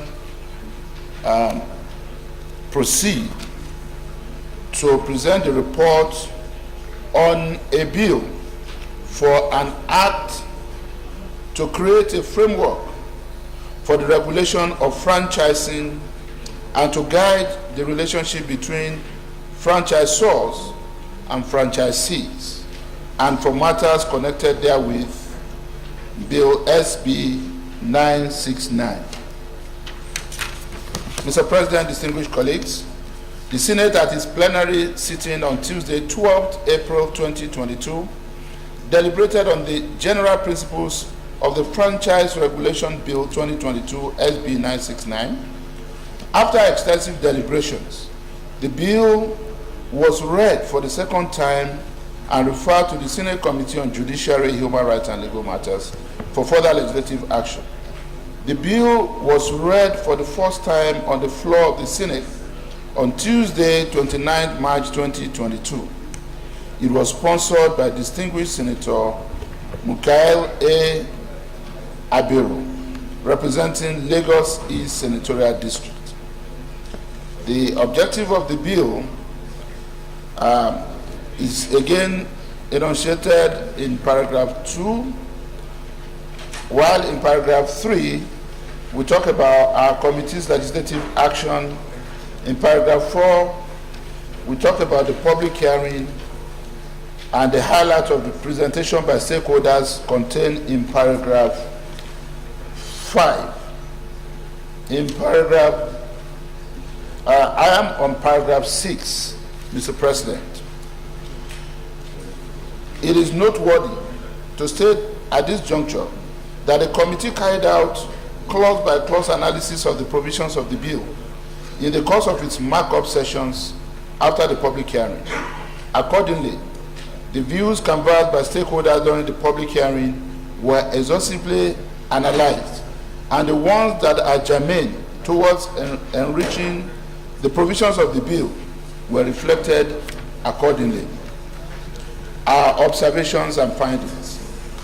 Mr. President, distinguished colleagues, having carefully analyzed the presentations and submissions made during the public hearing, we hereby make the following observations and findings. 1, that stakeholders unanimously supported the passage of the bill in view of its strategic relevance to the country's economic development, as franchising allows bigger businesses to branch out and grow while giving entrepreneurs chance to run their own operations with the help and support of larger organizations with a proven formula for success. 2, that the bill makes sufficient provisions that seek to further strengthen the National Office for technology acquisition and promotion to embrace all-encompassing multi-sectoral processes of technology acquisition and promotion in furtherance of its statutory mandates. 3, that the bill spelled out the scope of its operation, hence stating the rights and obligations of parties, as franchising is a model used in businesses to expand their brand and operational footprint across the globe. 4, that the enactment of this bill will guarantee and ensure regulatory mechanism and framework for the effective coordination of franchising in Nigeria. And 5, that the bill stipulates explicitly the framework and modalities that will allow individuals and groups to share their trademark, service mark, trade name, and advertising symbols in order to establish a stronger commercial presence. Number 6, that the passage of the bill will foster cordial relationship among stakeholders enabled by the statutes to promote a conducive environment for franchising in Nigeria, as well as encourage foreign direct investment. Our recommendation. The Senate Committee on Judiciary, Human Rights and Legal Matters, to which this bill was referred, having considered same, hereby recommends as follows: that the Senate do consider and pass the Franchise Bill 2022 as amended. Mr. President, I so move. And I thank Mr. President and our distinguished colleagues on behalf of all the members of the committee for giving us the opportunity to serve in this regard. Thank you, Mr. President. Any comments? Leader of the Senate. Distinguished Senator Biodun Olujimi. Thank you very much, Mr. President, distinguished colleagues. Biodun Olujimi, Ekiti South. Mr. President, let me commend the two senators who moved this, who were behind the bill, Senator Mokail Abiru and Senator Ovie Omageke. Mr. President, I am a bit miffed about a particular aspect in the first bill, that is the bill for the amendment of Act Cap 12 for the regulation of the award of prejudgment interest and related matters. In 2.0, objective of the bill, it says, the last paragraph on page 1, the bill also seeks to increase the number of judges of the Federal High Court from the current 100 to 172. Mr. President, I believe that this bill is not the best way to increase the number of judges. I believe that should just be a suggestion or an assertion from the report, rather than getting the bill to increase the number of judges. If we need to do that, there has to be a separate bill to amend the Act of the Federal High Court in order to do so. I so submit, Mr. President. Chairman. Thank you, Mr. President. To begin with, let me clarify that this bill itself, even though it carries the names of two of our colleagues, is a stakeholders bill. In other words, the judiciary itself had consulted, especially with the office of the Deputy President of the Senate, and we came to that conclusion based on their own representation. And I'm sure that this issue also came up during the second reading of this bill. And what this bill is also seeking to do is to amend an existing Act of Parliament, which is the extant act in this regard. And this is the procedure, to amend it. Anything that would change from the existing bill, existing act as it presently occurs, can only happen through the process of amendment as it is being proposed. Thank you. Are you satisfied? Not quite, Mr. President, because the way it looks like we want to increase the number of judges from the back door. Because this is the bill. Where is the back door? Well, the back door is using a bill that has nothing to do with the High Court. That is about a regulation of a particular interest. And we use that to increase the number of judges in the High Court. That doesn't look too tidy. I believe there should be a separate bill to do that. But if the chairman says that's the way it is, then we'll believe the judiciary has a way with it. Thank you. Yes, sir. Mr. President, the preamble to the report has taken care of this because it's explained that I wish to start by making this clarification ab initio that there are two bills which were presented to the Senate as the Federal High Court Amendment Bill. The first bill, Federal High Court Act Cap F12, LFN 2000 Amendment Bill 2021, was sponsored by Senator Abiro, while the second one, Federal High Court Repeal and Enactment Bill 2022, was sponsored by the Deputy President of the Senate, seeking exactly to do what we are doing. The first one from Senator Abiru was more about regulation. The second one from the Deputy President of the Senate was more about increasing this number based on representation from stakeholders in the judiciary. And what our committee did was to consolidate these two bills, which is consistent with agreed, customs and conventions of Parliament. I think this is fine. Well, it's normal, it's common, and it stands to reason. So we go to when we come to this thing. If you have a suggestion of a title, then we can suggest when we consider the leader of the Senate, Committee of the Whole, please. Mr. President, distinguished colleagues, I move that the Senate resolve into Committee of the Whole to consider the two bills.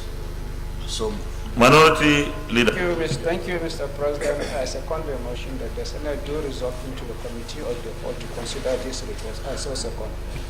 Those in favor of the motion that the Senate resolves into Committee of the Whole to consider the two reports, say aye. Aye. Those against, say nay. The ayes have it.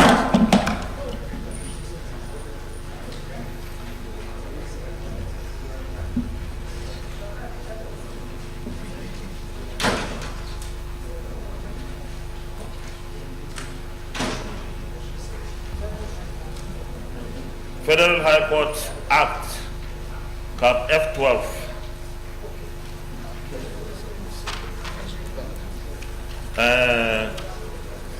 Senator Abiodun Oluju. Okay. We start, those who are at clause 1, clause 2, and clause 3, stand part of the bill, say aye. Aye. Those against, say nay. The ayes have it.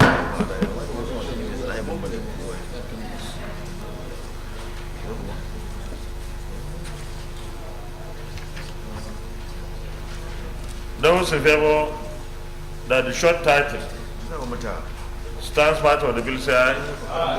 Those against, say nay. The ayes have it. Those in favor that the explanatory memorandum on page 3 stands part of the bill, say aye. Those against, say nay. The ayes have it. Those in favor that the long title on page 1 stands part of the bill, say aye. Yes? Oh, there's no suggestion. Amendment, please. That's not the legislative language. Okay. Mr. President, distinguished colleagues. You're amending the long title.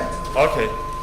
Yeah, I think the long title should remain what we have in front. Federal High Court Act Cap F1 to LFN 2004 Amendment Bill 2023. No, that's not.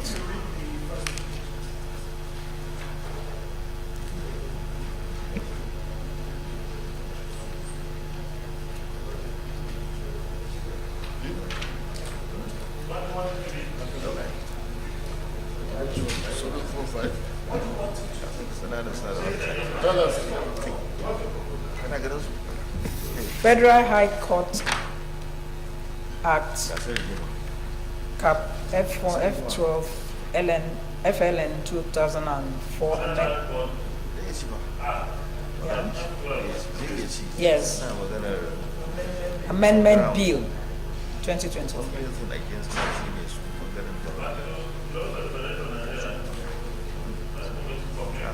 Sorry? Yeah.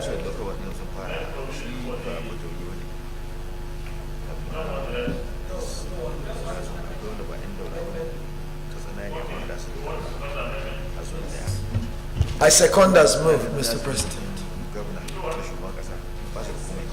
As moved.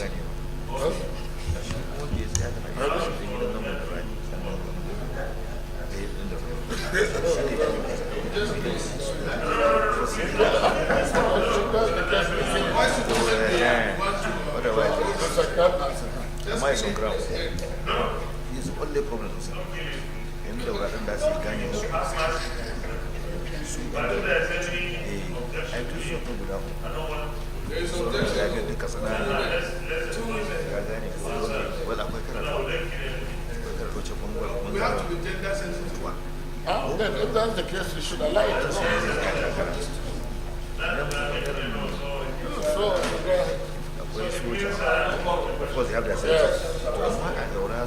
No, please don't kill it. Those who favor that the long title as amended stands part of the bill, say aye. Aye. Those against say nay. The ayes have it. Thank you. The next report. The next report. The next report.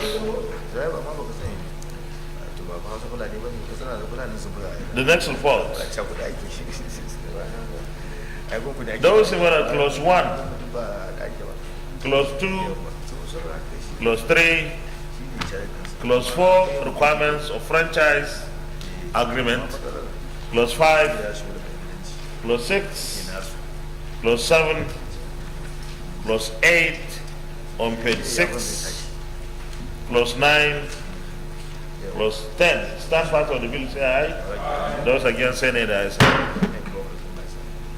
Those were the clause 11 on page 8, clause 12, clause 13, clause 14, clause 15, clause 16 on page 11, clause 17, clause 18, clause 19 and 20. Stand part of the bill, say aye. Those against say nay, the ayes have it. Those who vote that the interpretation on page 12 stands part of the bill, say aye. Those against say nay, the ayes have it. Those who vote that the short title on page 18 stands part of the bill, say aye. Those against say nay, the ayes have it. Those who vote that the explanatory memorandum stands part of the bill, say aye. Those against say nay, the ayes have it. Those in favor that the long title stands part of the bill, say aye. Those against say nay, the ayes have it. Leader of the Senate, Plenary. Mr. President, the Senate, I move that the Senate reverse the plenary for the Church of God purpose. I so move. Minority Leader. Thank you, Mr. President. And wish colleagues, I so second. Distinguished colleagues, those who favor the motion that the Senate reverse plenary for the Church to report progress, say aye. Those against say nay, the ayes have it.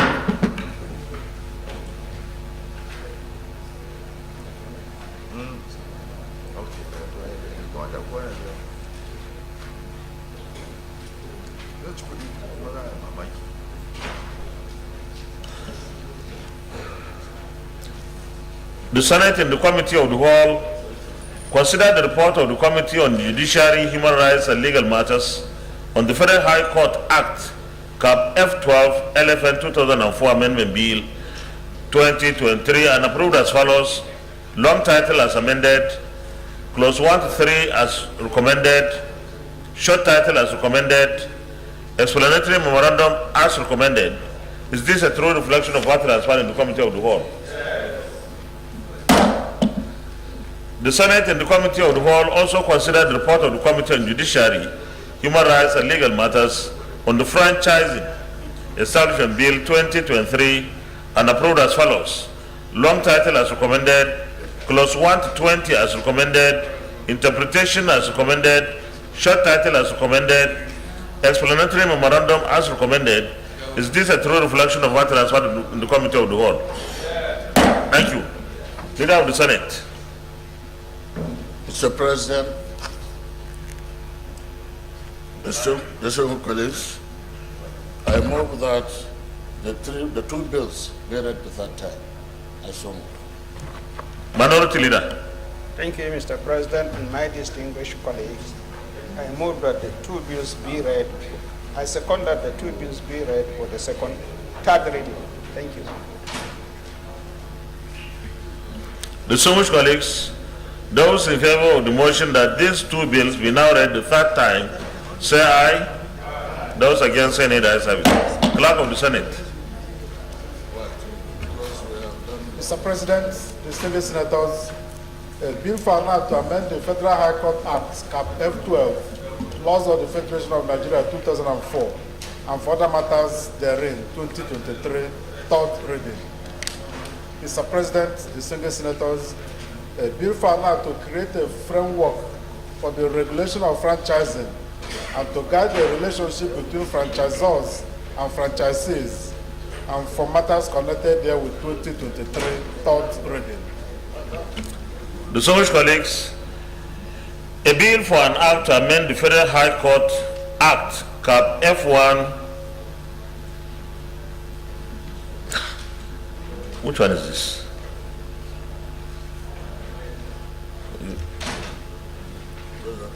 Come.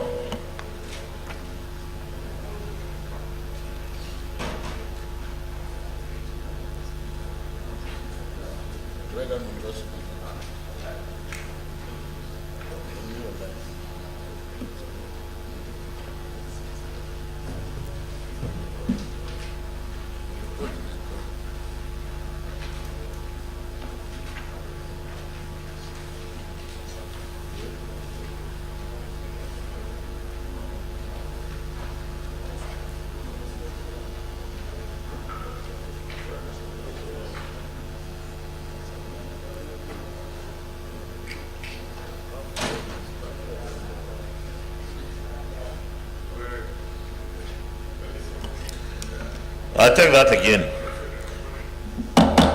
A bill for an act to amend the Federal High Court Act, Cap F12, laws of the Federation of Nigeria 2004, and for other matters therein, 2023, third reading taken, and the bill is passed.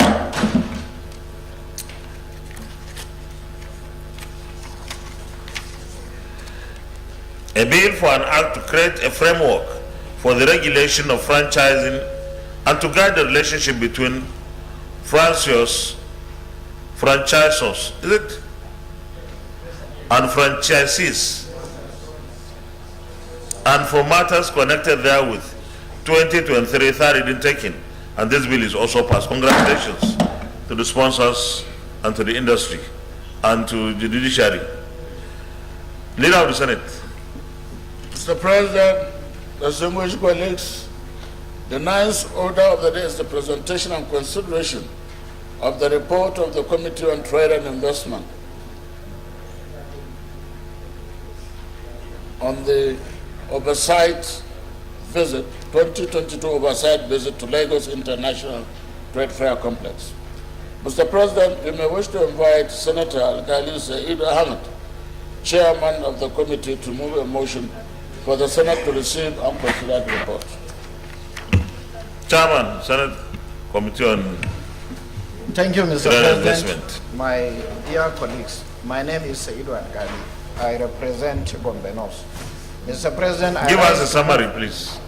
That the Senate do receive and consider the report of the Committee on Trade and Investment on the 2022 oversight visit to Lagos International Trade Fair Complex. I so move. Aniha, Senator Chukuma Francis Ibezim. Thank you, Mr. President, distinguished colleagues. Chukuma Frank Ibezim, representing Imo North Senatorial District. I rise to second the motion, heavily moved by my chairman, on the Committee on Trade and Investment on 2022 oversight visit to Lagos International Trade Fair Complex. I so second. Thank you. Thank you. Distinguished colleagues, those in favor of the motion that the Senate do receive and consider the report of the Committee on Trade and Investment on the 2022 oversight visit to Lagos International Trade Fair Complex, say aye. Aye. Those against, say nay. The ayes have it. Chairman, you may lead the report, please.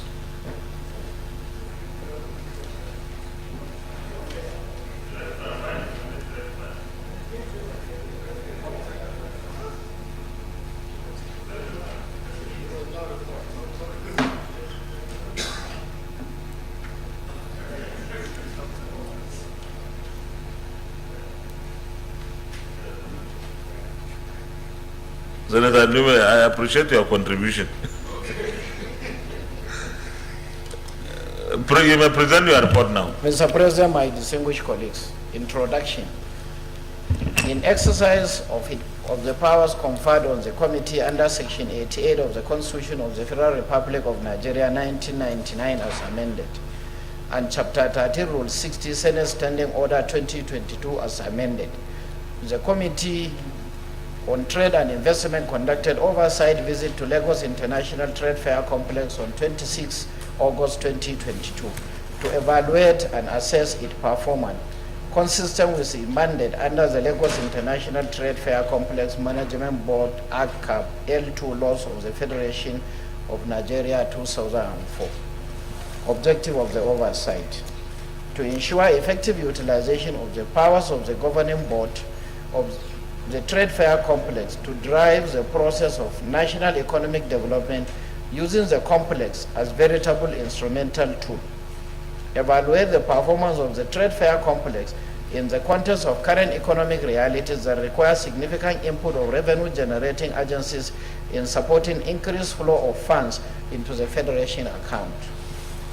Assess the functionality of the trade fair complex in maintaining existing business, collaboration with related corporate bodies, attraction of capacity development program, and ensuring the innovation of modern business ideas to make the complex economically enterprising as a world-class facility.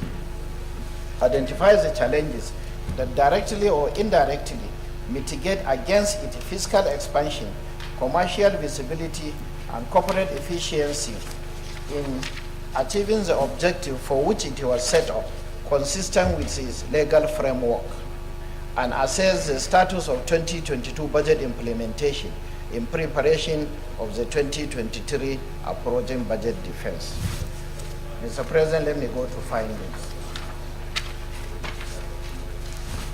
The findings: A, the visibility and the functionality of the International Trade Fair Complex has become low in recent times as a result of reduced conduct of international trade fair and infrastructural gap that clearly indicate the need to expand the complex to accommodate more investors to boost its potential enterprise. Increased flow of revenue due to multiple factors ranging from uncertainties of lease agreement between the complex and leases to huge infrastructural gap despite an expansion opportunity that will accommodate more traded manufacturers and varied classes of businesses. The Lagos International Trade Fair Complex is being funded under the national budget, while its revenue is remitted directly to the federal government through the Treasury Single Account, TSA. Absence of modern facilities, installation, and devices that are needed to enhance visibility of the complex and generate more revenue to the government. These include, not limited to public toilet, bathroom, public waste bin, digital billboards, and e-commerce website, to mention but a few. Inadequate collaboration with relevant commercial enterprises, locally and internationally, to boost the business for complex due to limited operating environment. Based on several requests by stakeholders appealing to the management of the complex for expansion of their premises to accommodate the over-increasing demand of MSMEs of the initial land leased to them several years ago, which has naturally descended to congestion.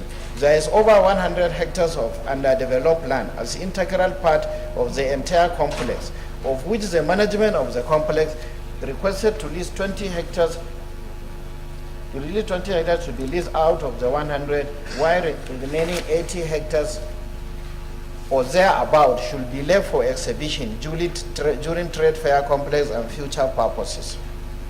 Around 2018, the concession of the BPE was terminated by the federal government due to apparent failure of the concessionaires with a huge unsettled debt of about 6.5 billion naira to the federal government. The revenue profile of the complex was about 800 million annually under the management of the complex. Between 2019 to date, the revenue dropped drastically to about 300 million due to effect of COVID-19 pandemic, an obvious embargo on the BP on limited renewal of term of leases from 25 to 6 months. If the complex is expanded to build more structure and accommodate more investors, the revenue profile is estimated to rise to over 1 billion naira annually, especially with innovation in construction and installation of provision of modern facilities, which the management has designed to undertake. Recommendations. Mr. President, my distinguished colleagues, in the light of the foregoing findings and challenges, the committee recommends as follows: that the Honorable Minister of Trade and Investment should be directed to facilitate the grant of approval for the Management Board of Lagos International Trade Fair Complex to lease 20 out of 100 hectares of land within the complex to prospective investors pursuant to Section 20 of the Lagos International Trade Fair Complex Act Cap L2 laws of the Federation of Nigeria 2004 to enable the board exercise its functions under Section 4B, and I quote, to develop additional infrastructure and facilities which will enhance the economic and commercial tourism potentials of the complex, unquote. Direct the management of the Lagos International Trade Fair Complex to submit comprehensive infrastructural development plan, revenue generation plan, and any relevant information that will facilitate the grant of the approval to utilize 20 hectares land within the complex to be leased to prospective investors under realistic, sustainable, and economically attractive terms and conditions to boost the revenue generation of the complex for remittance to the federal government. And henceforth, authorize the Lagos International Trade Fair Complex be allowed to optimally exercise its managerial powers vested under its enabling act without let or hindrance by BP or any other body by whatsoever name. Conclusion. The committee was impressed with the current management effort in ensuring sustainable revenue generation despite challenging operating environment. The recommendation of the committee will no doubt enhance the performance, visibility, economic prospect of Lagos International Trade Fair Complex, enhance revenue generation for national development. Thank you, Mr. President. Yes, Senator Barojibrin. Thank you, Mr. President. I am Senator Barojibrin. I represent Kano North. Mr. President, permit me to commend this committee for a job well done. This kind of oversight that we should always encourage our committees to undertake, because this in particular will go a long way in enhancing the productivity of this very institution. So if you imagine, if we decide to do this kind of oversight in all our institutions, certainly the productivity of each institution will be enhanced. I'm particularly delighted by recommendation B, which is geared towards ensuring enhancing the revenue generation of this institution by leasing part of the complex. Otherwise, this place is going to be left unutilized, and we need money. We need to increase our revenue. This is another revenue loophole. I mean, you know, it's a kind of money that is there but not utilized. Money being kept without being utilized because you are not utilizing part of the, part of this facility that is lying idle. Now, this oversight has discovered that we need to lease part of this facility so that we can earn money. And when we gather this money, it will enhance our revenue generation drive, which will help in funding our budget. Mr. President, I'm delighted, and I congratulate this committee for this job. So I think we should, without much ado, give approval so that this area of the facility should be leased for more revenues to come into the commercial government. I so submit, Mr. President. Senator Takumagu. Thank you, Mr. President, and my distinguished colleague. My name is Senator Mukail Adetokumabiru from Lagos East. I also would like to commend the committee, and in particular the chairman, for this oversight role, because I believe very strongly these are ways that we can put in place to continue to monitor the assets of government and also ensure that they are efficiently utilized.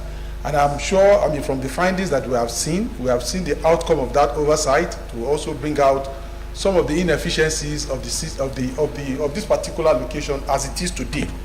But however, having said that, sir, I also think that when you want to take a decision like this, particularly the excising of the 20 hectares out of the existing 100, I think very strongly that the host state also should be put in the know, because initially the land in question will have been given out for the course in 1977 when Festac was in place.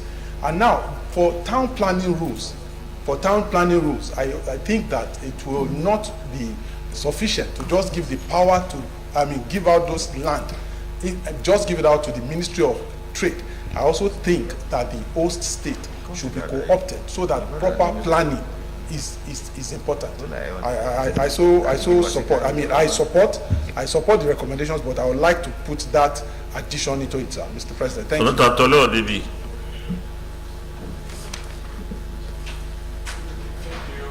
Mr. President, my very able distinguished colleagues, let me lend my voice to these very important report.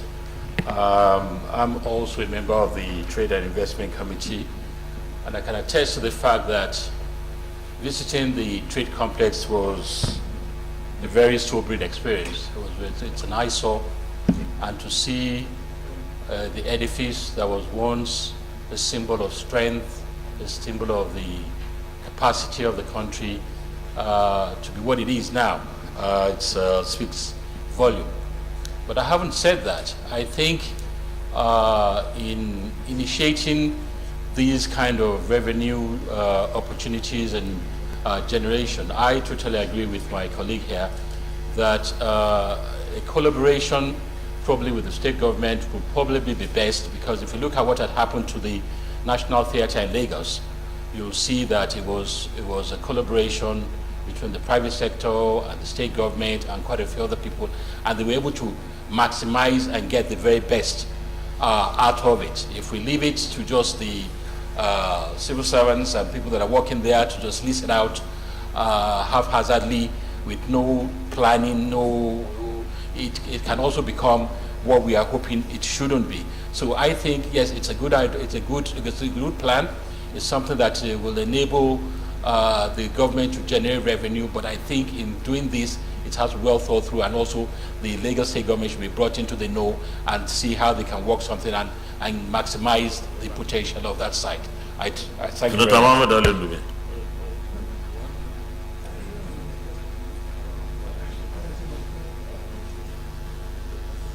Thank you. Thank you, Mr. President. I'm Senator Alindume, representing Borno South. Mr. President and distinguished colleagues, let me also join the others in commending the effort of the chairman and also the contributions of our colleague. And also want to suggest or recommend or move that the 3 recommendations of the committee be adopted by this Senate and forwarded the same for possible implementation by the ministry, because it seems that is what the oversight is all about and the recommendation and the importance of the 3 recommendations by the committee should be adopted by this Senate, forwarded the same for implementation by the appropriate MDA. Thank you. Distinguished Senator Francis Adenigba Fadausi.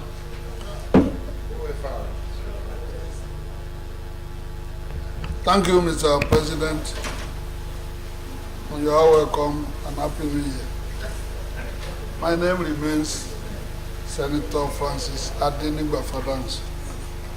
I represent the good people of Osun East. I'm happy today that the current chairman has achieved what we have been pushing since all these years, and that a lot of roads have been on ground in that particular place. Trade Fair International, that is Lagos, is of international standard. But today, it's a carcass. And with the effort of removing only 20 out of 100 hectares is a good process. Leasing out. A lot of landed properties have been taken over there illegally.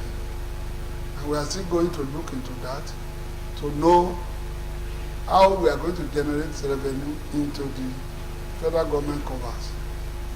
The hotel is there, nobody there, and it's being occupied by Arabs. On the expanse of the field, you have a big football field, which is supposed to be leased out to generate enough fund. On the basis of this, the committee has done well, and I thereby support the move to lease out many so that you can have a lot of revenue from that side that has been wasted for the past years. Thank you, Mr. President. Senator Biodun. Thank you very much, Mr. President, distinguished colleagues. I remain Biodun Olujimi, Ekiti South. Mr. President, let me congratulate the chairman of the committee and members of the committee. This is what oversight should be about. And this report is very good for all of us. The Trade Fair Center, the Lagos International Trade Fair Center, used to be an edifice that we're all very proud of, but is now almost moribund. And there is a need to pick it up and make it what it should be. I also want to subscribe to what was said by Senator Abiru, that the Lagos State government should be brought into the picture so that we get a better edifice. But Mr. President, let me also sound a note of caution. There are so many projects such as this that we all oversight at one time or the other. If we keep bringing them to legislate on them, we will be taking up certain duties that are far beyond our mandate. I believe this is good because it's an edifice for the country, but we shouldn't go too far out to do that. What I believe we should do is ask the government to have a task force of sorts that will look into all these edifices and be able to bring in reports and compel people within the ministries and parastatals that should look after them to do same. Except we do that, we will be legislating on so many issues that we won't even be able to track at the end of the day. I commend this effort and I commend this report. But going forward, there's a need for us to have an all-encompassing situation rather than single them out. Thank you very much, Mr. Senator Femi.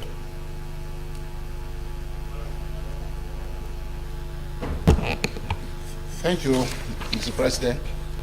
Mr. President, I also join in commending the efforts of this committee. And in doing that, I just want to also emphasize on the need to bring Lagos State government into this. I also see a contradiction to a very large extent between prayer number A and prayer number C. What do I mean? In the first instance, Mr. President, prayer A asking that the Honorable Minister of Industry be directed to facilitate the grant of approval to the management of the trade fair to lease at least 20 out of 100 hectares of land within the complex to prospective investors. If you look at prayer number C, that henceforth the authorities of the trade fair be allowed to optimally exercise the managerial powers vested under its enabling act without let or hindrance of the BPE or any other body but whatsoever. The same BPE that in prayer number A we are asking should be directed to grant, that approval. But what is most important here is that, Mr. President, I was privileged to be a member of the Cabinet of Lagos State for 11.5 years as commissioner under 2 governors. And during these years, I knew there were a lot of issues regarding property management, and there were matters before virtually all the strata of court, including the Supreme Court, on all of these issues. So in order to ensure that, we don't have any fallback that we'll have to begin to deal with, at some point, I believe it's important that all critical stakeholders are brought on board in trying to ensure that we realize the objective of this report. Thank you, Mr. President. Okay, we go to the recommendations. Those in favor that those in favor of recommendation those in favor of recommendation A, say aye. Those against say no, nay. Ayes have it. Recommendation B. Recommendation B.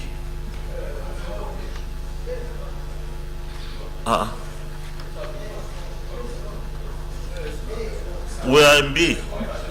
Those in favor of recommendation B, say aye. Those against say nay. Ayes have it.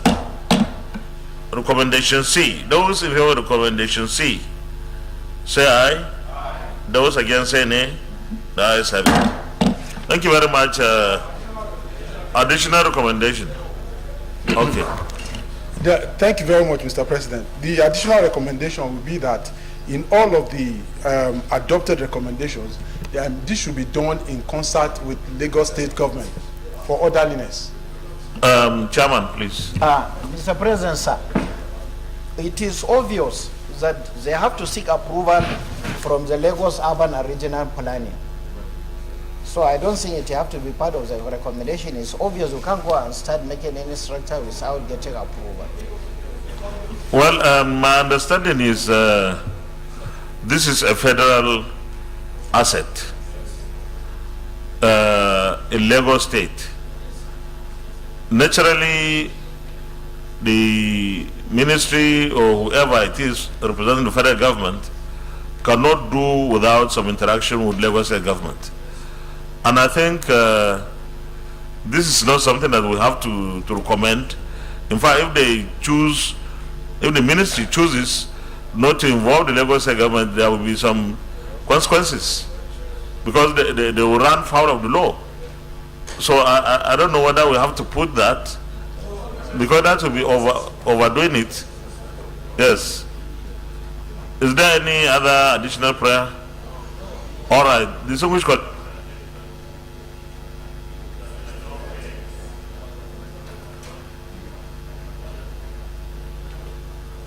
It has been a long day. We are standing down the concurrence Leader of the Senate, till another legislative day, please.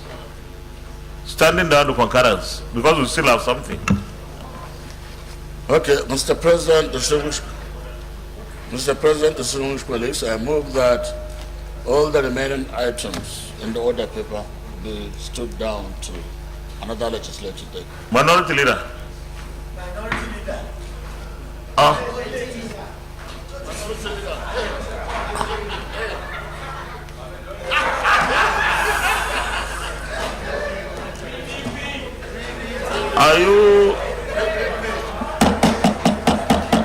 Are you participating in a campaign rally virtually or something?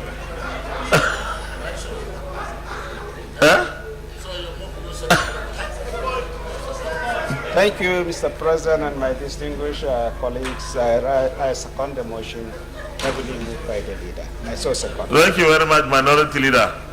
Those in favor of the motion that we stand down the consideration of the remaining items on the order paper till another legislative day, say aye. Aye. Those against, say nay. The ayes have it. The Senate is hereby adjourned to tomorrow, Wednesday, the 25th day of January, 2023 at 10 a.m. prompt. Thank you.